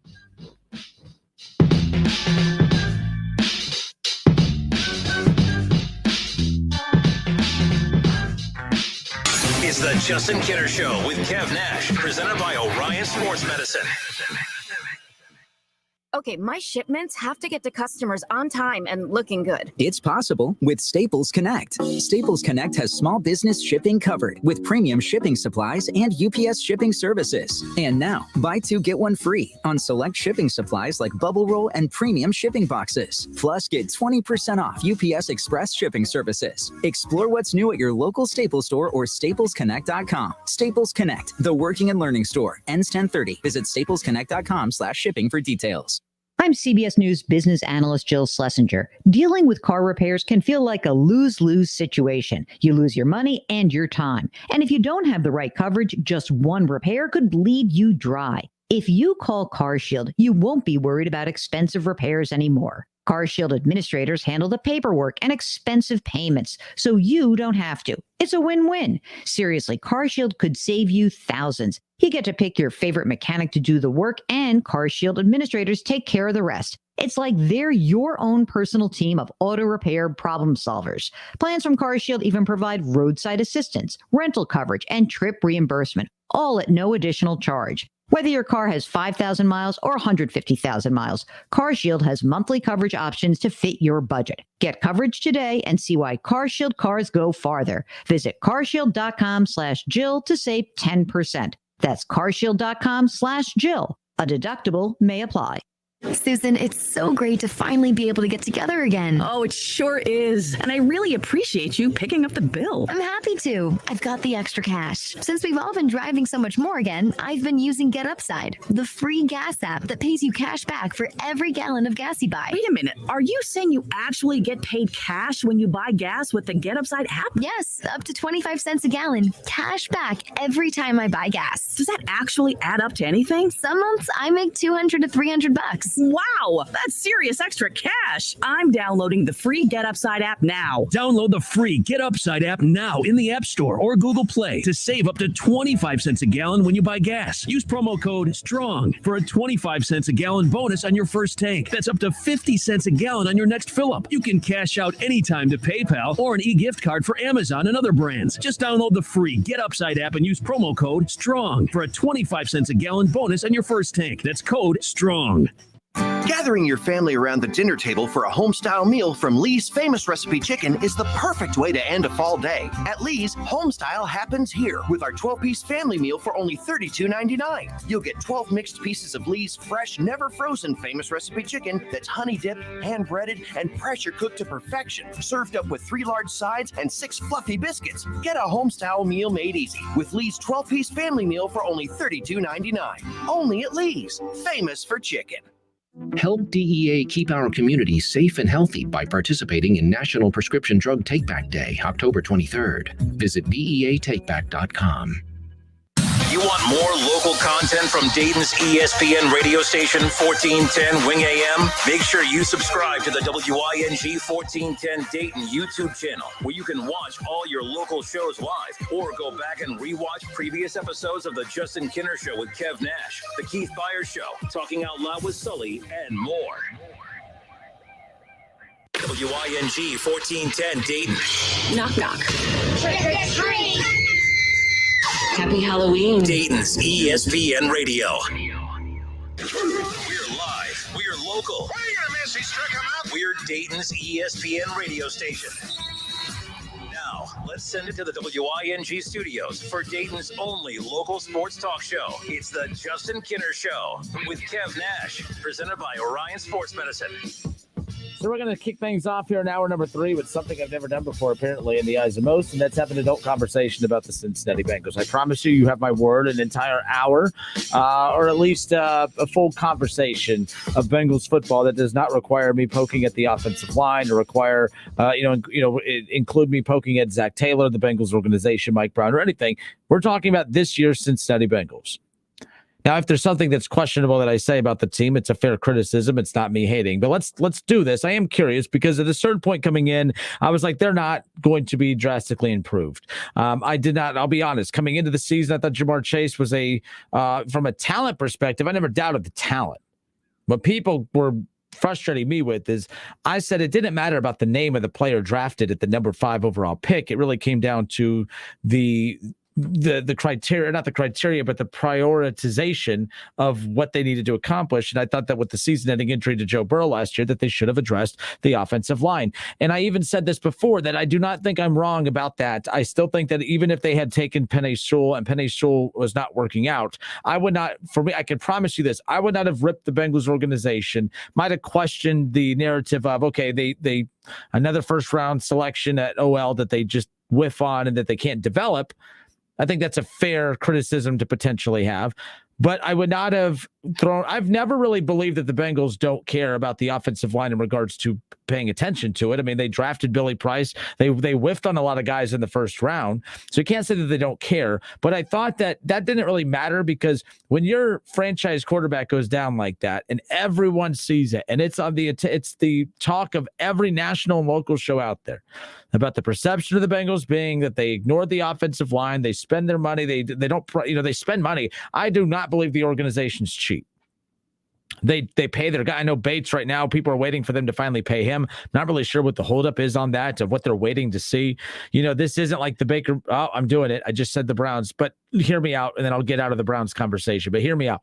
This isn't like the Browns situation where they're needing to see more from Denzel Ward or Baker Mayfield before they pay him. It's, Bates, what the hell you have. I don't know what's taking so long to pay him. I mean, you just, Hilton, the newly acquired cornerback from the Steelers that the Bengals got. I mean, he ended a press conference with, pay Jesse Bates, and it caught everyone by surprise or whatever. But the team knows it. You could argue, no one's demanding on the Browns team that the Browns front office, hey, pay Baker Mayfield, pay our guys. No one's doing that in Cleveland. Everyone knows that Bates should be paid. The Bengals have historically always paid internally. They've always had more loyalty to the guys that they've developed when it comes to that. We've seen it all the time. I don't think that they're cheap. They're willing to spend money. They spent $200 million on the defense the last 2 off seasons. They're willing to spend money. Well, I've always questioned the way that they do it. I don't think that they prioritize things correctly. So Jamar Chase, yes, he's working out. I get so much heat about that. Are you willing to admit you were wrong? No. Because I never once said don't draft Jamar Chase because I think he's no good. I said don't draft Jamar Chase because I think that's a luxury that you don't need right now until you know for sure that your quarterback's taken care of. So that's, again, I know you guys have heard me say this before, but I'm saying it with a different tone, hoping that it hits you different instead of getting mad at everything I say. That is why I'm not going to admit I was wrong about Jamar Chase, because it wasn't so much me questioning his talent. It was more about the message that the Bengals were sending to Joe Burrow in the front office and the organization and the fans and everybody that, hey, we got to make sure our investment is buttoned up, even if it means, him not having a number 1 wide receiver for the time being, because Joe Burrow was throwing for a ton of yards last year. He played in 9, 10, 11 games last year, and he was averaging just, I think like 280, 290, whatever it was, passing yards a game. He was throwing the ball. He was moving the ball. He wasn't, the deep ball wasn't there, but my goodness, the guy was still, throwing for close to 300 yards a game. He had so many big games like that without Jamar Chase. But that wasn't the problem. We knew he could throw for yards. We knew we could move the ball up and down the field, but we knew he didn't have an offensive line. So I thought that was risky going that route. So no, I was not wrong about Jamar Chase. But let's talk about what Jamar Chase brings to the table. Because I do know this, that if the Bengals did not have Jamar Chase, I don't know. 518-1410. I'm not willing to admit I was wrong about Jamar Chase. I still think they needed to prioritize the offensive line. And at 6 games in right now, heading into week 7 against the Ravens, I'll have more of an idea. I'll have more of a stronger stance on this on Sunday. If the Bengals protect Joe Burrow on Sunday against a very good pass rushing Ravens team, it's easily the best defense they've faced all year. And I'm not going to rip the Bengals if Joe Burrow gets hit once or twice, okay? But, let's be serious here. If they can make it through the Ravens game and he gets hit twice max, and they protect him, and he has time to throw, and he's making plays with Jamar and those guys, I'm willing to at least say, okay, I don't think that the front office had a plan. I think that they lucked into the offensive line protecting Joe Burrow. But the Bengals have not done enough in recent history to convince me that they know a good O-lineman when they see it. So I'm not going to give the front office credit for the offensive line all of a sudden clicking.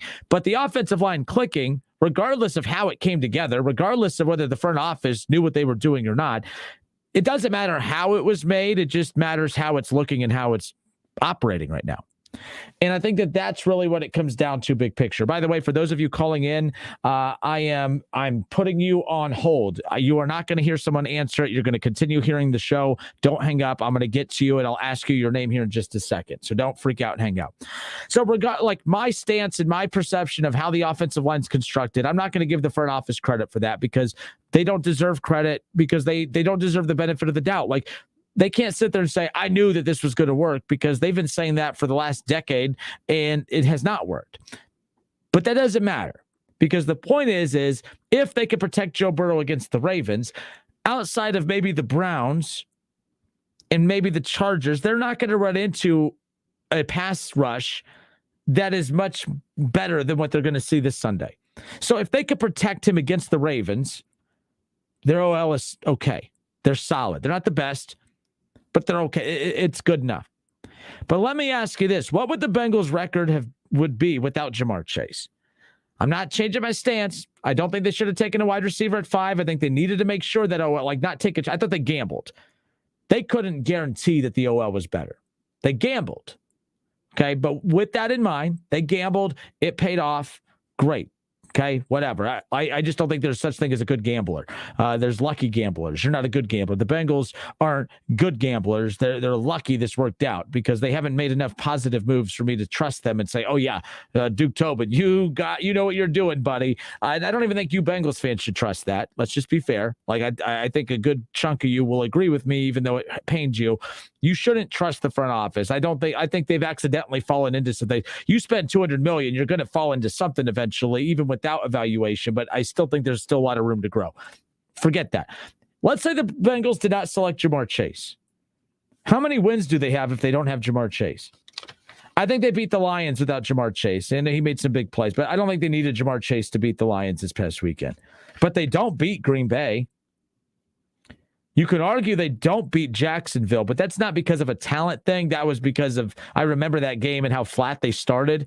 I don't know. The defense did play a role in that. You got that huge that first half stop at the goal line. I think that took some momentum into the second half.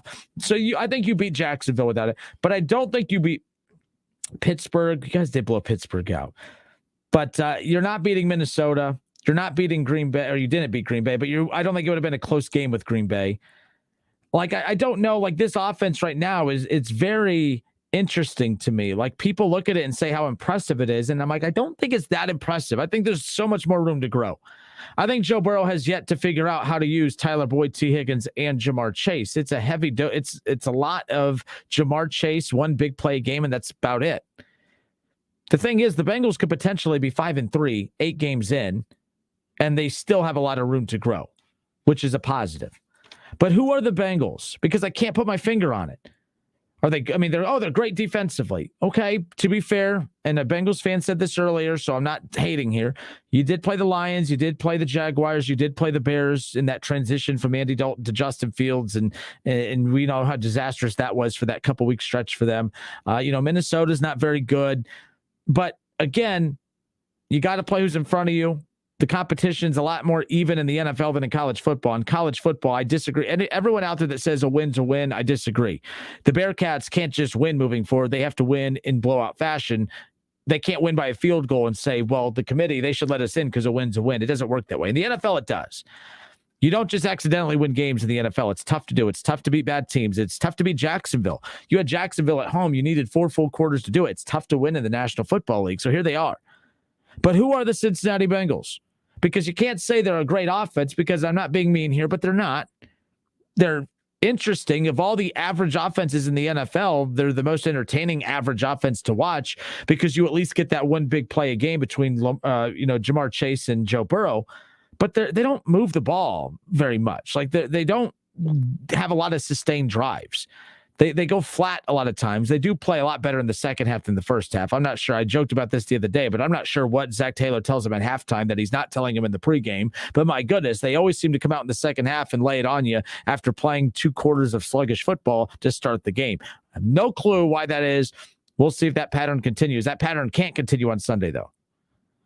So we shall see. Doug Toby on Facebook says, I'll give him credit because they hired one of the best O-line coaches. I'll back up my stance on that a bit. I thought that was an overrated move in the offseason. I said, look, Frank Pollock, I'm not going to, I don't think him coming in is going to matter a whole hell of a lot. I don't give, Callahan and those guys, oh man, he's one of the best O-line coaches in football. Look at all the great O-lines he's coached. Yes, look at all the great O-lines he's coached. Look at all the talent that's been on those OLs. I don't think there's a lot of talent on this OL. They are playing better, though. The numbers are proving that. I can't dispute that. So, yes, I am I'm backing my stance on that. That clearly has been a big difference maker, because I don't believe Riley Reif was enough to totally change the scheme of the offense, or as far as the outcome of the blocking for Joe Burrow. And I don't care what anybody says. Jackson Carman was the wrong choice. That was wrong. That's not me hating. That's just the reality. That was bad. A 5th round graded O-lineman that the Bengals took a chance on early in the draft. Like, come on, guys. Like, that was not okay. And even if he's looked solid, that was still a gamble. Like, why are we gambling with the future of your quarterback? You should not be gambling on that. Okay, I'm not hating. Remember, I got to keep throwing that disclaimer out there so that we stay on the same page. I'm following my rules. I'm not taking any shots. I'm just being realistic here. But I find this Bengals team interesting. I find this matchup with the Ravens fascinating. And even if they lose to the Ravens, and I think how they lose matters, because they lost to the Packers. The only good team they faced so far is the Packers. That's the only team that they have played that'll be in the postseason. The second team they're about to play that's going to be in the postseason will be the Ravens. And I think how they play the Ravens matters. A win is a win. No matter how they get the win, that win will be ginormous. It doesn't matter if it's 3-0. That is a huge win if you beat Baltimore on Sunday. But you could lose to Baltimore and still not be viewed that much different. If Joe Burrow moves the ball up and down the field and he's blocked and he's, the O-line blocks for him, he's sacked once or twice, that's fine. No one doesn't get touched. You're going to get sacked from time to time. So if you get sacked twice against the Ravens, more power to you. I'm not going to judge that. If you lose by 10, that's okay. I could respect that. It's the Baltimore Ravens. You're the Cincinnati Bengals. Losing by 10 is the max difference of the score that I can tolerate without saying, okay, you guys aren't that good. You can lose by 10 and I'll still say, okay, there's still something there. But if you get blown out by the Ravens, then it's like, okay, the one good team you faced, the second good team you faced this year, you lost. The first good team you faced, they were decimated by injuries, but you still didn't let Aaron Rodgers intimidate you. You went toe to toe with him. I'll give him that. If they go toe to toe with the Ravens on Sunday, that's going to be huge. Okay. They're at Baltimore. I mean, that's going to be a tough place to play. So I'm fascinated by that, but man, I'm telling you right now, like this is a big game for the perception of the Bengals, because if they go toe-to-toe with the Ravens, that'll be the second time in the last 3 or 4 weeks that they've gone up against a playoff team, a Super Bowl caliber team, and hang with them. So that's going to be key. The Bengals want to win. Yes, you fans want them to win. They don't have to win on Sunday for them to make believers of people. There's enough there right now that people are paying attention to the Bengals. They're 4-2. Even if they're 4-3 with the loss on Sunday, if they show, because everyone loves on SportsCenter and everything to show highlights of the final moments of a game that lead to the end result being a victory for either team. If we see that Lamar Jackson has to make a big scramble to get the game-winning touchdown or set up the game-winning field goal, 65-yarder for Justin Tucker, all right, that'll be highlight on SportsCenter, and everyone will say, oh, man, the Bengals nearly pulled off the upset. I mean, they're for real. They nearly beat the Packers. They nearly beat the Ravens. They're for real. This is a big game perception-wise. Like I thought, the Lions win. Okay, whatever. You should beat the Lions. I thought it was a trap game. It still was a trap game. They won the trap game. But yeah, I just think that this matchup with the Ravens is interesting. There's a lot that can, the result is going to matter. But if they lose, it's not the end of the world. It's not that you lose. It's how you lose. 518-1410. Do you agree or disagree? Bengals fans, I want to hear from you. How do you view this team?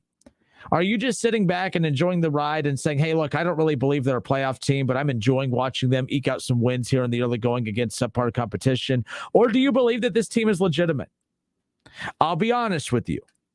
I don't think they're legitimate. I think they're on to something. But if they beat the Ravens on Sunday, I'm going to have a hard time coming in on Monday and telling you that they're a joke, because I don't believe that's going to be the case. But who are the Cincinnati Bengals? Have they made you a believer?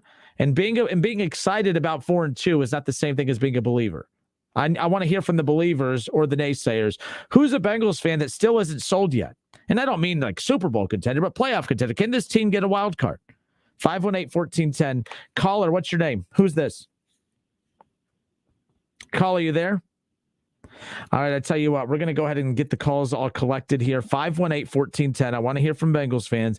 We're having an adult Bengals conversation. I'm not judging you. You're not judging me. We're going to get along. We'll be back in a moment. 518-1410. More of the Justin Kinner Show next.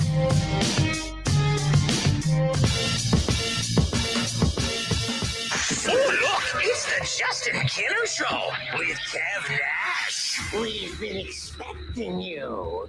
Right here on 1410 ESPN Radio. ESPN 1410 Wing AM weather.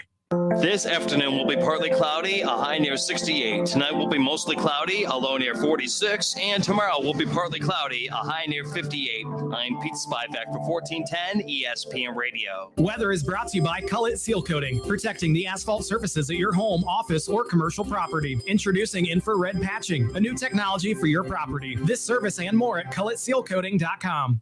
You love Zoom for video meetings? Now, choose Zoom to power your phone communications too.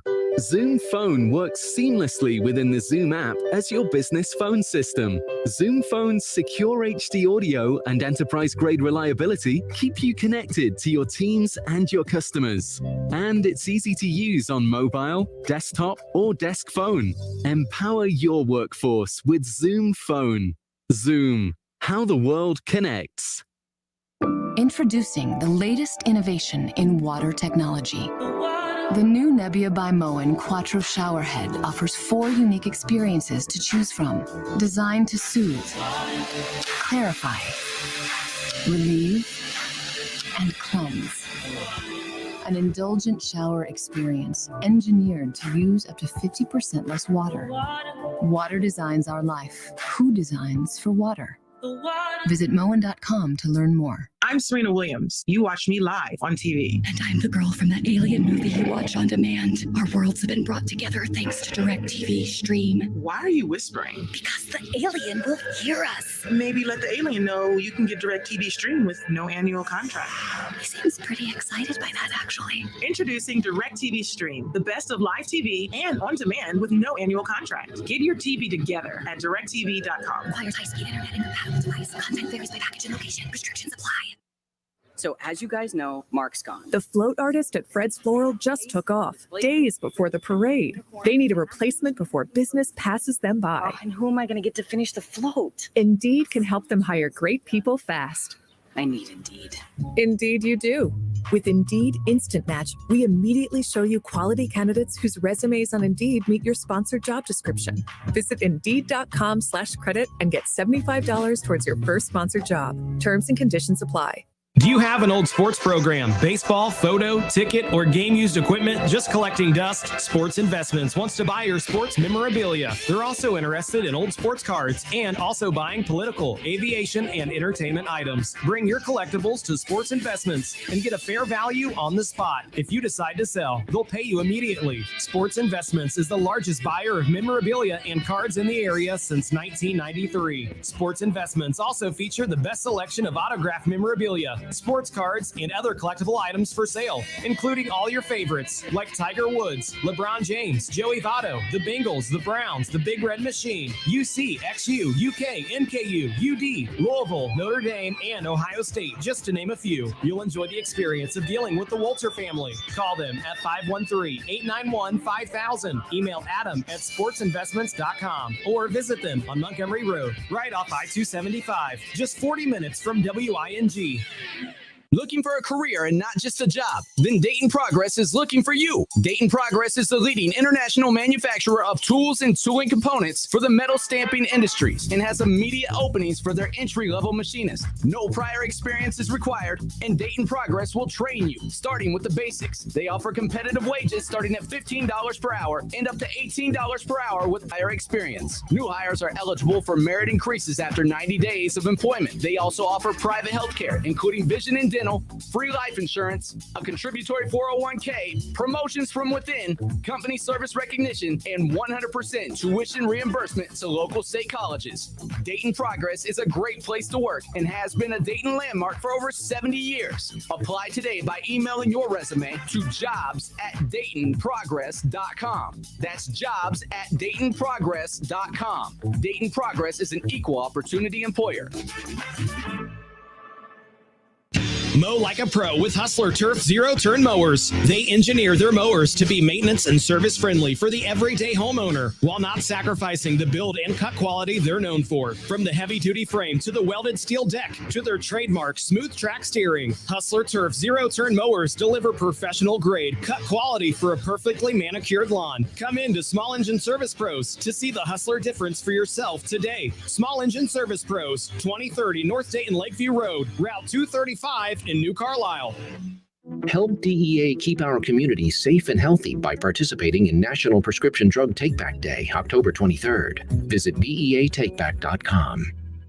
Hundreds of thousands of people have said goodbye to their overpriced Verizon, AT&T, or T-Mobile plans and switched to Pure Talk on the same great 5G coverage as one of those carriers. Get unlimited talk, text, and 6 gigs of data for just $30 a month. The average family is saving over $800 a year. Just dial pound 250 and say Jill50 to save 50% off your first month. That's pound 250. Say Jill50.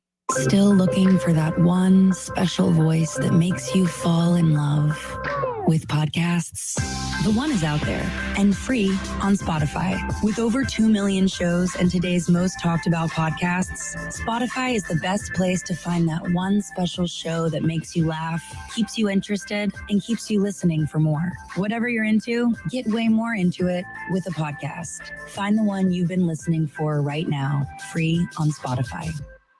The Western Ohio Home Builders Association invites you to the Fall Parade of Homes, Saturday and Sunday, October 23rd and 24th, from noon to 4 p.m. each day. Presented by Minster Bank, this free event will feature 13 beautifully designed homes for you to tour throughout the northern Miami Valley. Visit our new virtual site to see additional home tours and some stunning remodels. Whether you're in the market to build your dream home or remodel the home you already love, you are sure to find it at the Fall Parade of Homes. Visit us at poh.westernohiohba.com. When getting the job done right is job one, you need construction equipment that's built right. From compact track loaders to the world's #1 selling compact excavator, the Kubota construction lineup features durable Kubota engines, more comfort, and the versatility to do it all and do it right. Visit your local Kubota dealer today. Go to KubotaUSA.com for full disclaimer. See Columbus Equipment Company, 7570 New Carlisle Pike in Dayton.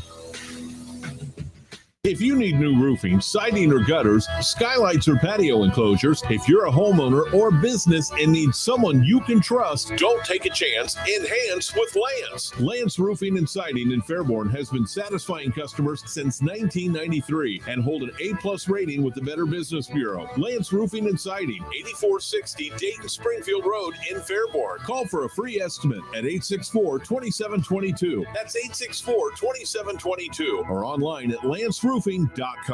It's official. When it comes to pizza, Marion's Piazza serves the very best. In over 40 local surveys, Marion's has been voted Dayton's best pizza, and Marion's has also been ranked #1 in the nation by Pizza Today magazine. Every award-winning Marion's pizza is generously prepared with your favorite ingredients. So treat your appetite to the finest pizza around. For lunch, for dinner, or just any time, it's Marion's Pizza. Dine in or carry out at any one of Marion's 9 Dayton area locations. Hello, I'm Clerk of Court Rob Scott, serving Kettering, Centerville, Moraine, and Washington Township. From October 18th to October 29th, you can come to Kettering Municipal Court and pay off half your fines and costs, and the other half will be waived. There is nothing to fear. Come pay off half your fee. This is brought to you by Rob Scott, Clerk of Court. Hey, here to tell you about my friends at Cordell Transportation. They're now hiring Class A CDL drivers and offering a $5,000 sign-on bonus. That's right, a $5,000 sign-on bonus. Home daily, dedicated lanes, and no-touch freight. Brand new equipment as well. Medical, dental, vision, and company-paid life insurance. Call Cody right now. Apply online at CordellTransportation.com. Cordell Transportation, driven to succeed. Do you have standing water, a wet basement, or water in your heat ducts? Hi, this is Jeff Heil from Buckeye Landscaping and Ohio Irrigation and Drainage. At Ohio Irrigation, we have a solution to end your drainage problems. We provide a free custom design and estimate to meet the needs of your home and keep you worry-free when it rains. Call Buckeye Landscaping, Ohio Irrigation, 432-9911, or visit our website, buckeyeindohio.com. That's 432-9911. Stop worrying. Call for a free estimate today. Hey there, what are you doing today? Would whatever it is be easier with faster, more reliable home internet? If you said yes, we have good news. Plus, you could save up to $150. Viasat offers high-speed satellite internet wherever you live, even if cable providers don't go there. So you can get online today and tomorrow. Go to viasat.com/connect now and save up to $150 on select home plans. That's viasat.com/connect now. Minimum 24-month service term. Service is not available in all areas. See viasat.com for additional terms and conditions. Hundreds of thousands of people have said goodbye to their overpriced Verizon, AT&T, or T-Mobile plans and switched to Pure Talk on the same great 5G coverage as one of those carriers. Get unlimited talk, text, and 6 gigs of data for just $30 a month. The average family is saving over $800 a year. Just dial pound 250 and say Jill50 to save 50% off your first month. That's pound 250. Say Jill50. Cleanliness and safety are essential to the success of any business. That's why Cintas has introduced our Total Clean program, a one-of-a-kind service that includes scheduled deliveries of essential cleaning supplies, hygienically cleaned uniforms, and on-site sanitizer and disinfectant services to help eliminate germs. Learn what the Cintas Total Clean program can do for you. Oh, I'm ready!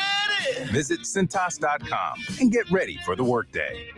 Help DEA keep our community safe and healthy by participating in National Prescription Drug Take-Back Day, October 23rd. Visit DEATakeback.com. Don't miss the Justin Kinner Show with Kev Nash, presented by Orion Sports Medicine. Weekdays from 3 to 6 p.m. right here on Dayton's ESPN Radio, 1410 Wing AM. All sports, all the time. This is 1410 ESPN Radio.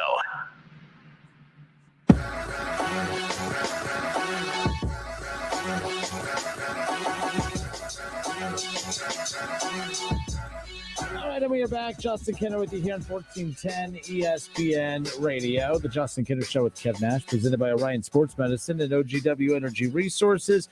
Kev Nash not here today. He will be back tomorrow, but still appreciate everyone who's called in and hung out with us here this afternoon. We opened up the show talking about Deshaun Watson, and I just think it's absolutely hypocritical of the national sports media and how they are covering this. Not covering this Deshaun Watson situation.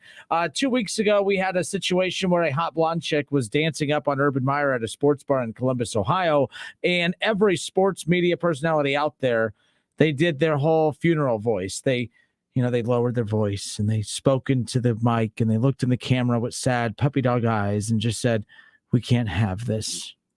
We can't have a coach having hot blonde chicks dance on him in the bar. But what we can have is a quarterback with 22 sexual assault allegations against him and talk of normal about where he could end up." The national sports media should be ashamed and embarrassed of how they've not covered this Deshaun Watson situation. And I don't want to hear about the innocent until proven guilty. No one's saying he's guilty, but folks, let's talk about this for a second. I mean, we're not just talking. And by the way, if one woman accuses you of sexual assault, that's one too many. I am not sitting here saying that because 22 women, 22, I think it's 24, 22, whatever it is, 20 plus. But when you hear that 20 plus women have accused this man of sexual assault, how can it not be a story? That's the story in itself, that he was accused by 20 plus women. Even if he's not guilty, it's still a story. And ESPN choosing to sit on it is amazing to me. Fox Sports choosing to sit on it, Yahoo Sports, CBS Sports, national sports in general, to sit here. And it's one thing if you sit on it. I'm fine. I guess I could understand if a network is like, you know what?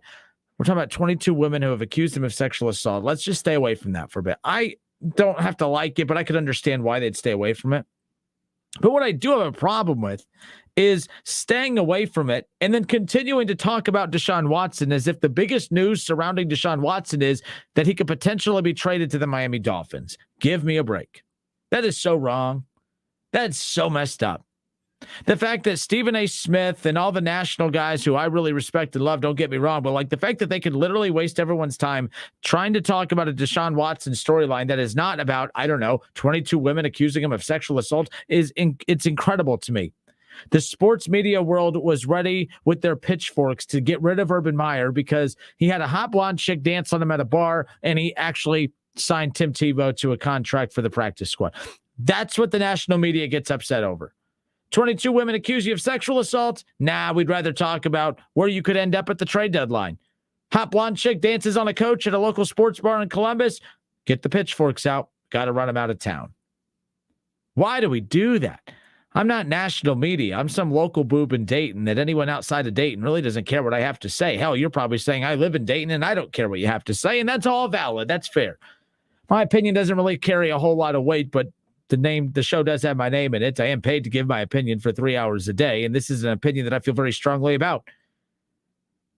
If Deshaun Watson, if the allegations against him turn out to be false and it was some kind of shakedown by these women, that's a story in itself, and that attention needs to be brought to that situation. And that's horrible that the reputation of Deshaun Watson is going to take a hit. But Ben Roethlisberger was suspended, 5 or 6 games just for allegations alone. And now we're talking about a guy with 22 and we're acting like, oh yeah, that's not interesting. What's interesting is where he could be traded to by the deadline. That's embarrassing. I just don't get the media's coverage of this. What makes Deshaun Watson untouchable in this situation? I'm not seeing it. Do you? What is it about Deshaun Watson that the media is afraid to question him about this, or at least be critical of it, or at least talk about it?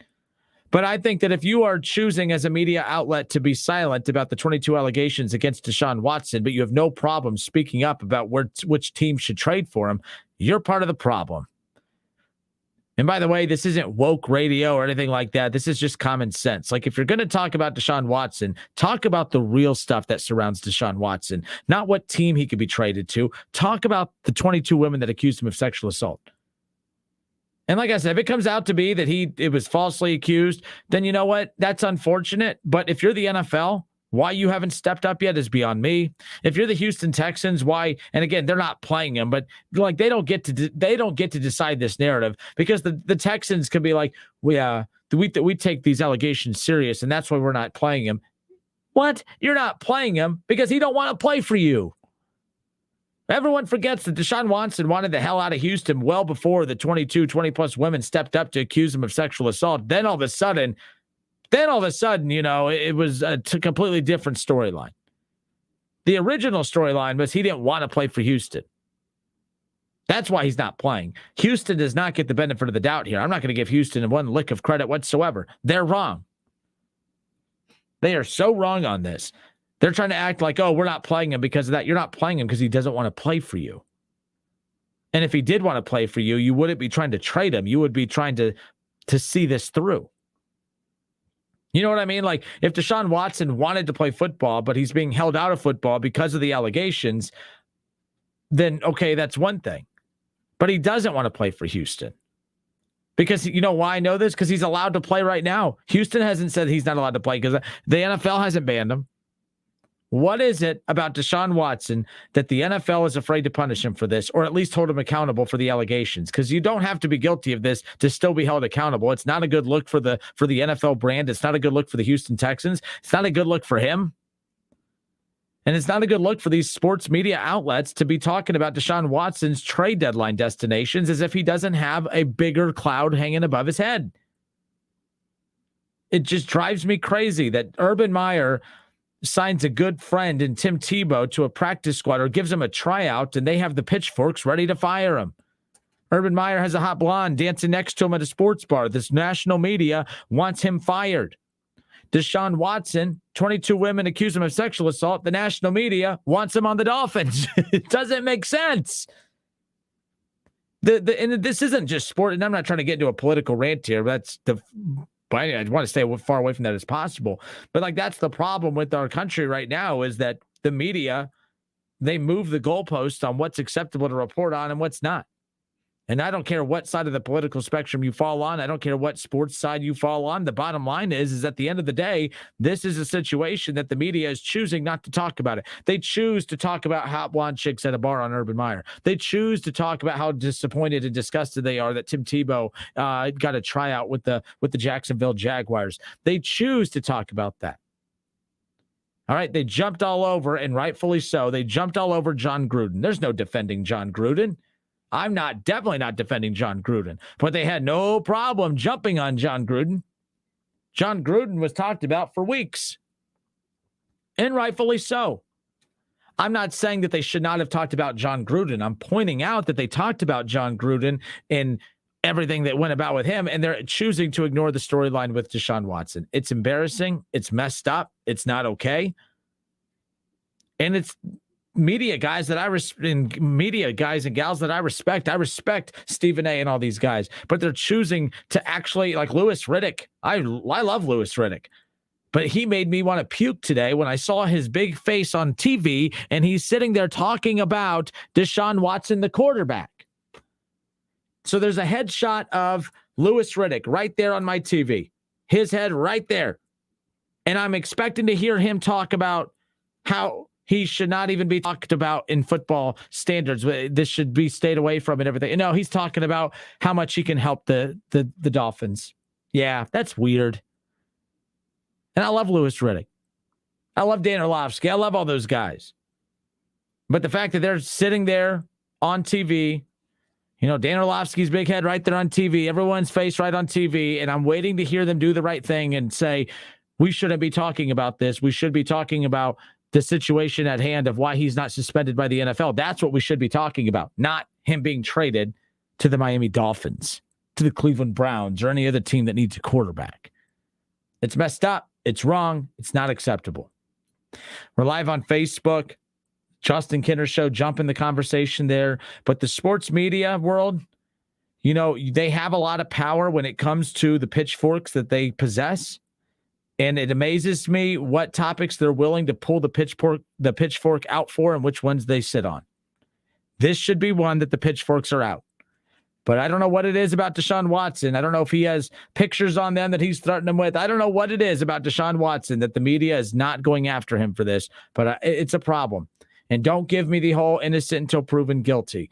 Big Ben, everyone else has been through this. They were punished before the end result came out. Big Ben was suspended, not for the final ruling, but because he was even involved in this mess to begin with. And yet Deshaun Watson, if traded, folks, Deshaun Watson, let's say that he's traded to the Dolphins tonight. He could play for the Dolphins this weekend. How crazy is that? Meanwhile, the media with their pitchforks will make sure that John Gruden doesn't get a job ever again. They will make sure of it. But here they are with those pitchforks trying to guide Deshaun Watson to the Miami Dolphins. I don't get it. Brian McCoy, you say, I like this new. What's this new? Just I misunderstand. I'm not understanding it. Just elaborate. That's all. Oh, I like this new Justin Kinner. I mean, it's not new Justin Kinner. It's just I'm sitting back listening to this today, and it really caught my attention. It bothered me. It really did. I just don't like the hypocrisy. And people get mad at me all they want with my stances on things, but let's be clear. I do feel like I'm consistent across the board. People think I'm a homer when it comes to the Browns. I lean homerish with the Browns, but I'm also critical. Browns fans were mad at me earlier in the week because Baker Mayfield, I told him to just be quiet, stop talking. Baker Mayfield came out and said, oh man, it's my decision. I get to decide if I play. I get the final say. And I'm like, no, you don't. Stop talking. Browns fans got mad at me. But yet all I'm told is how I'm a homer. No, I call it how I see it down the middle, whether it's my team, your team, anyone else's team. It is what it is. This isn't really team-oriented, but it is a problem in the sports world that the sports media, believe it or not, and I do a sports show in Dayton, Ohio. I'm not a part of, I don't have as much power with this mic as you think. I mean, I could do damage with this mic for me personally, for the brand of our company, and which I would never want to do. But I'm capable of that. This mic in front of me, I do have the power to do that, but it's not the power that these national radio hosts and TV hosts have, and they look like fools. The fact that a topic today on Get Up was, can Deshaun Watson really help the Dolphins turn it around this? Really? Deshaun Watson's next destination could be prison. And we're sitting here acting like the next destination is Miami, Florida. Give me a break. It's not okay. But the hypocrisy of all of this is not okay. I pointed this out in the first hour as well. Another hypocrisy note that I've made about the way the media has covered things. How about Kyrie Irving? Let me be clear. I'm not a Kyrie Irving fan. When it comes to the vaccination approach from Kyrie Irving, he is adamant he does not want to get the vaccine. And I'm vaccinated.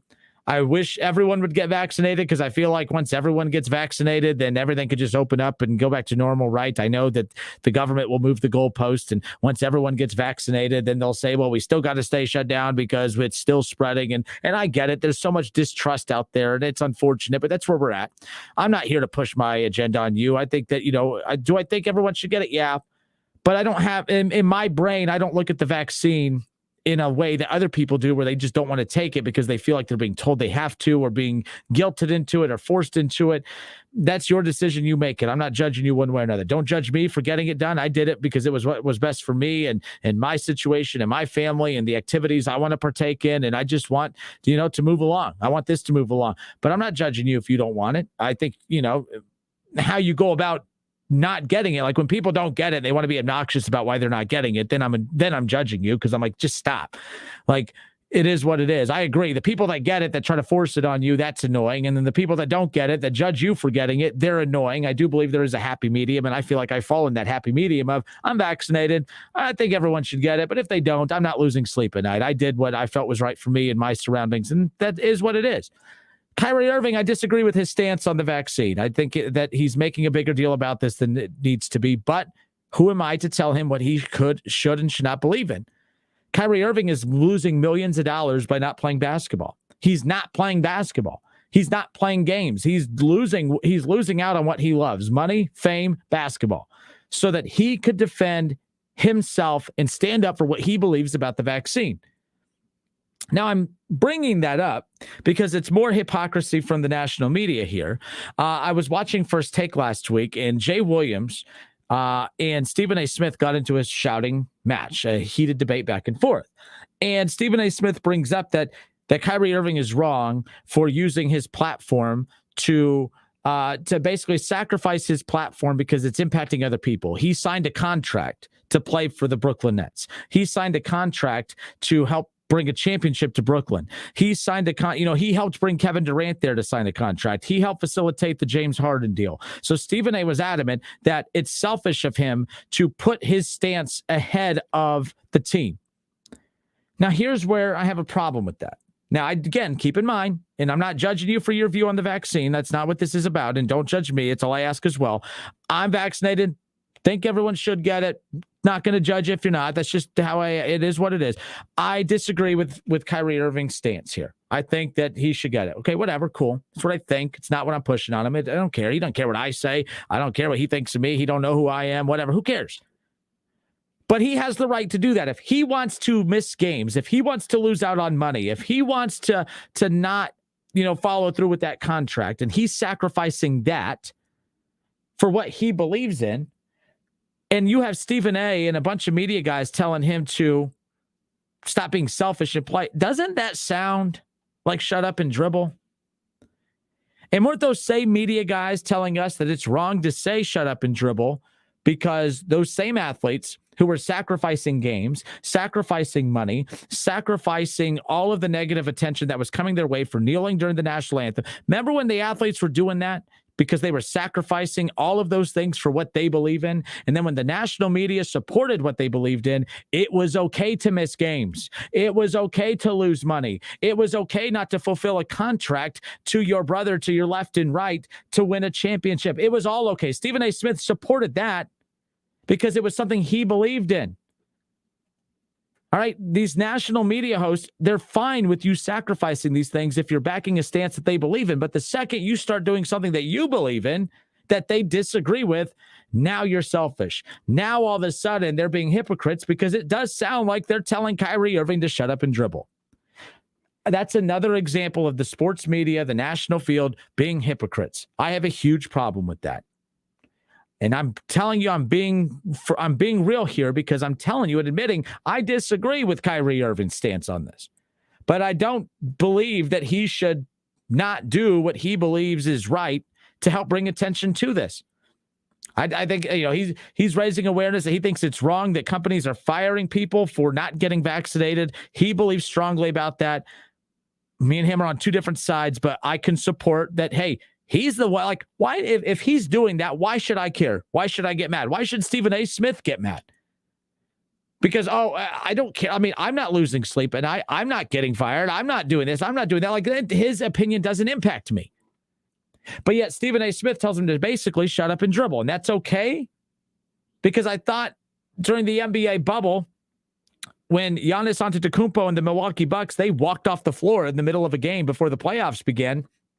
And everyone was like, oh, yeah, good for you guys. Not everybody, the national media, good for them. Look at them standing up for what they believe in. I'm down with that because it's a stance. It's a stance that you supported. And rightfully so, by the way. I'm not discrediting what they walked off the floor for, just to be clear. I am not anti what they were, they were trying to raise awareness, stand up for against police brutality. They were standing up for a lot of things, social injustices and everything out there. I'm not discrediting that at all.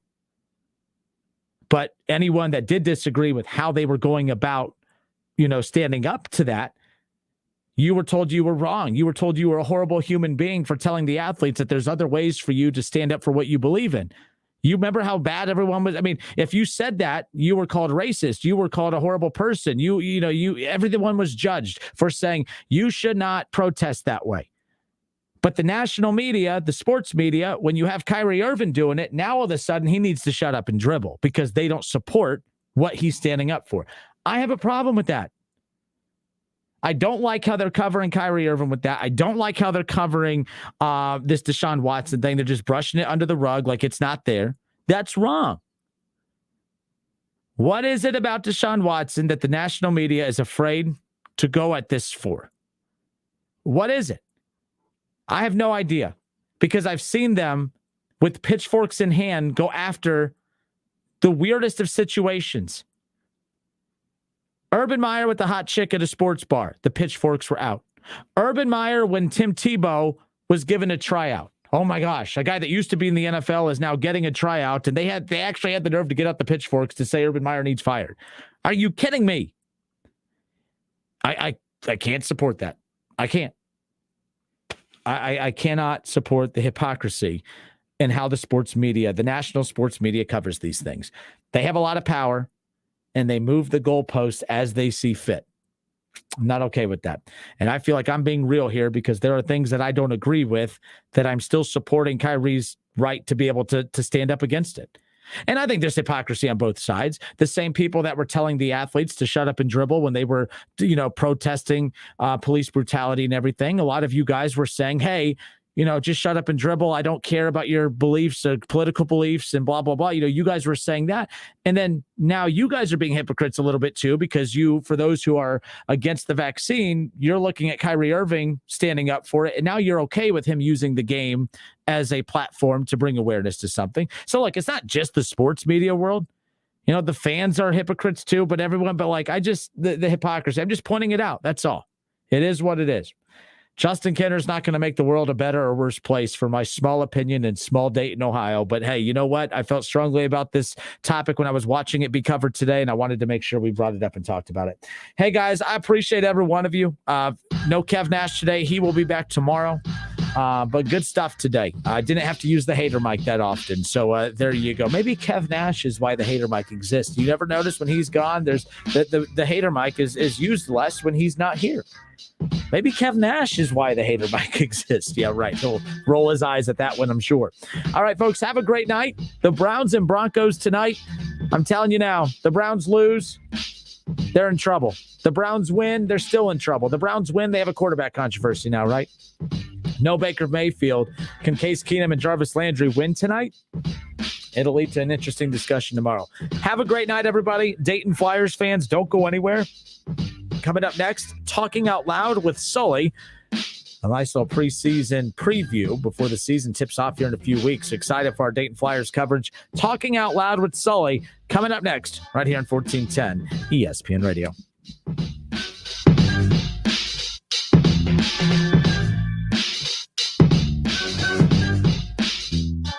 It's the Justin Kinner Show with Kev Nash, presented by Orion Sports Medicine. Do you know how much you're really paying for life insurance through work? I can almost guarantee you're overpaying for limited coverage. I'm Joel Clark, a Select Quote agent for over 20 years. My clients are shocked to learn how expensive life insurance at work really is because of a rate that's driven up by unhealthy people. Why pay more when you don't have to? For over 35 years, SelectQuote has helped people save 50% or more by shopping highly rated insurance carriers. I even found a 40-year-old man with high blood pressure, a 10-year, $500,000 policy for only $19 a month. Don't wait. Workplace open enrollment is here. Let SelectQuote save you money and get you the coverage you need to protect your family. For your free quote in just minutes, call 1-800-449-8811. That's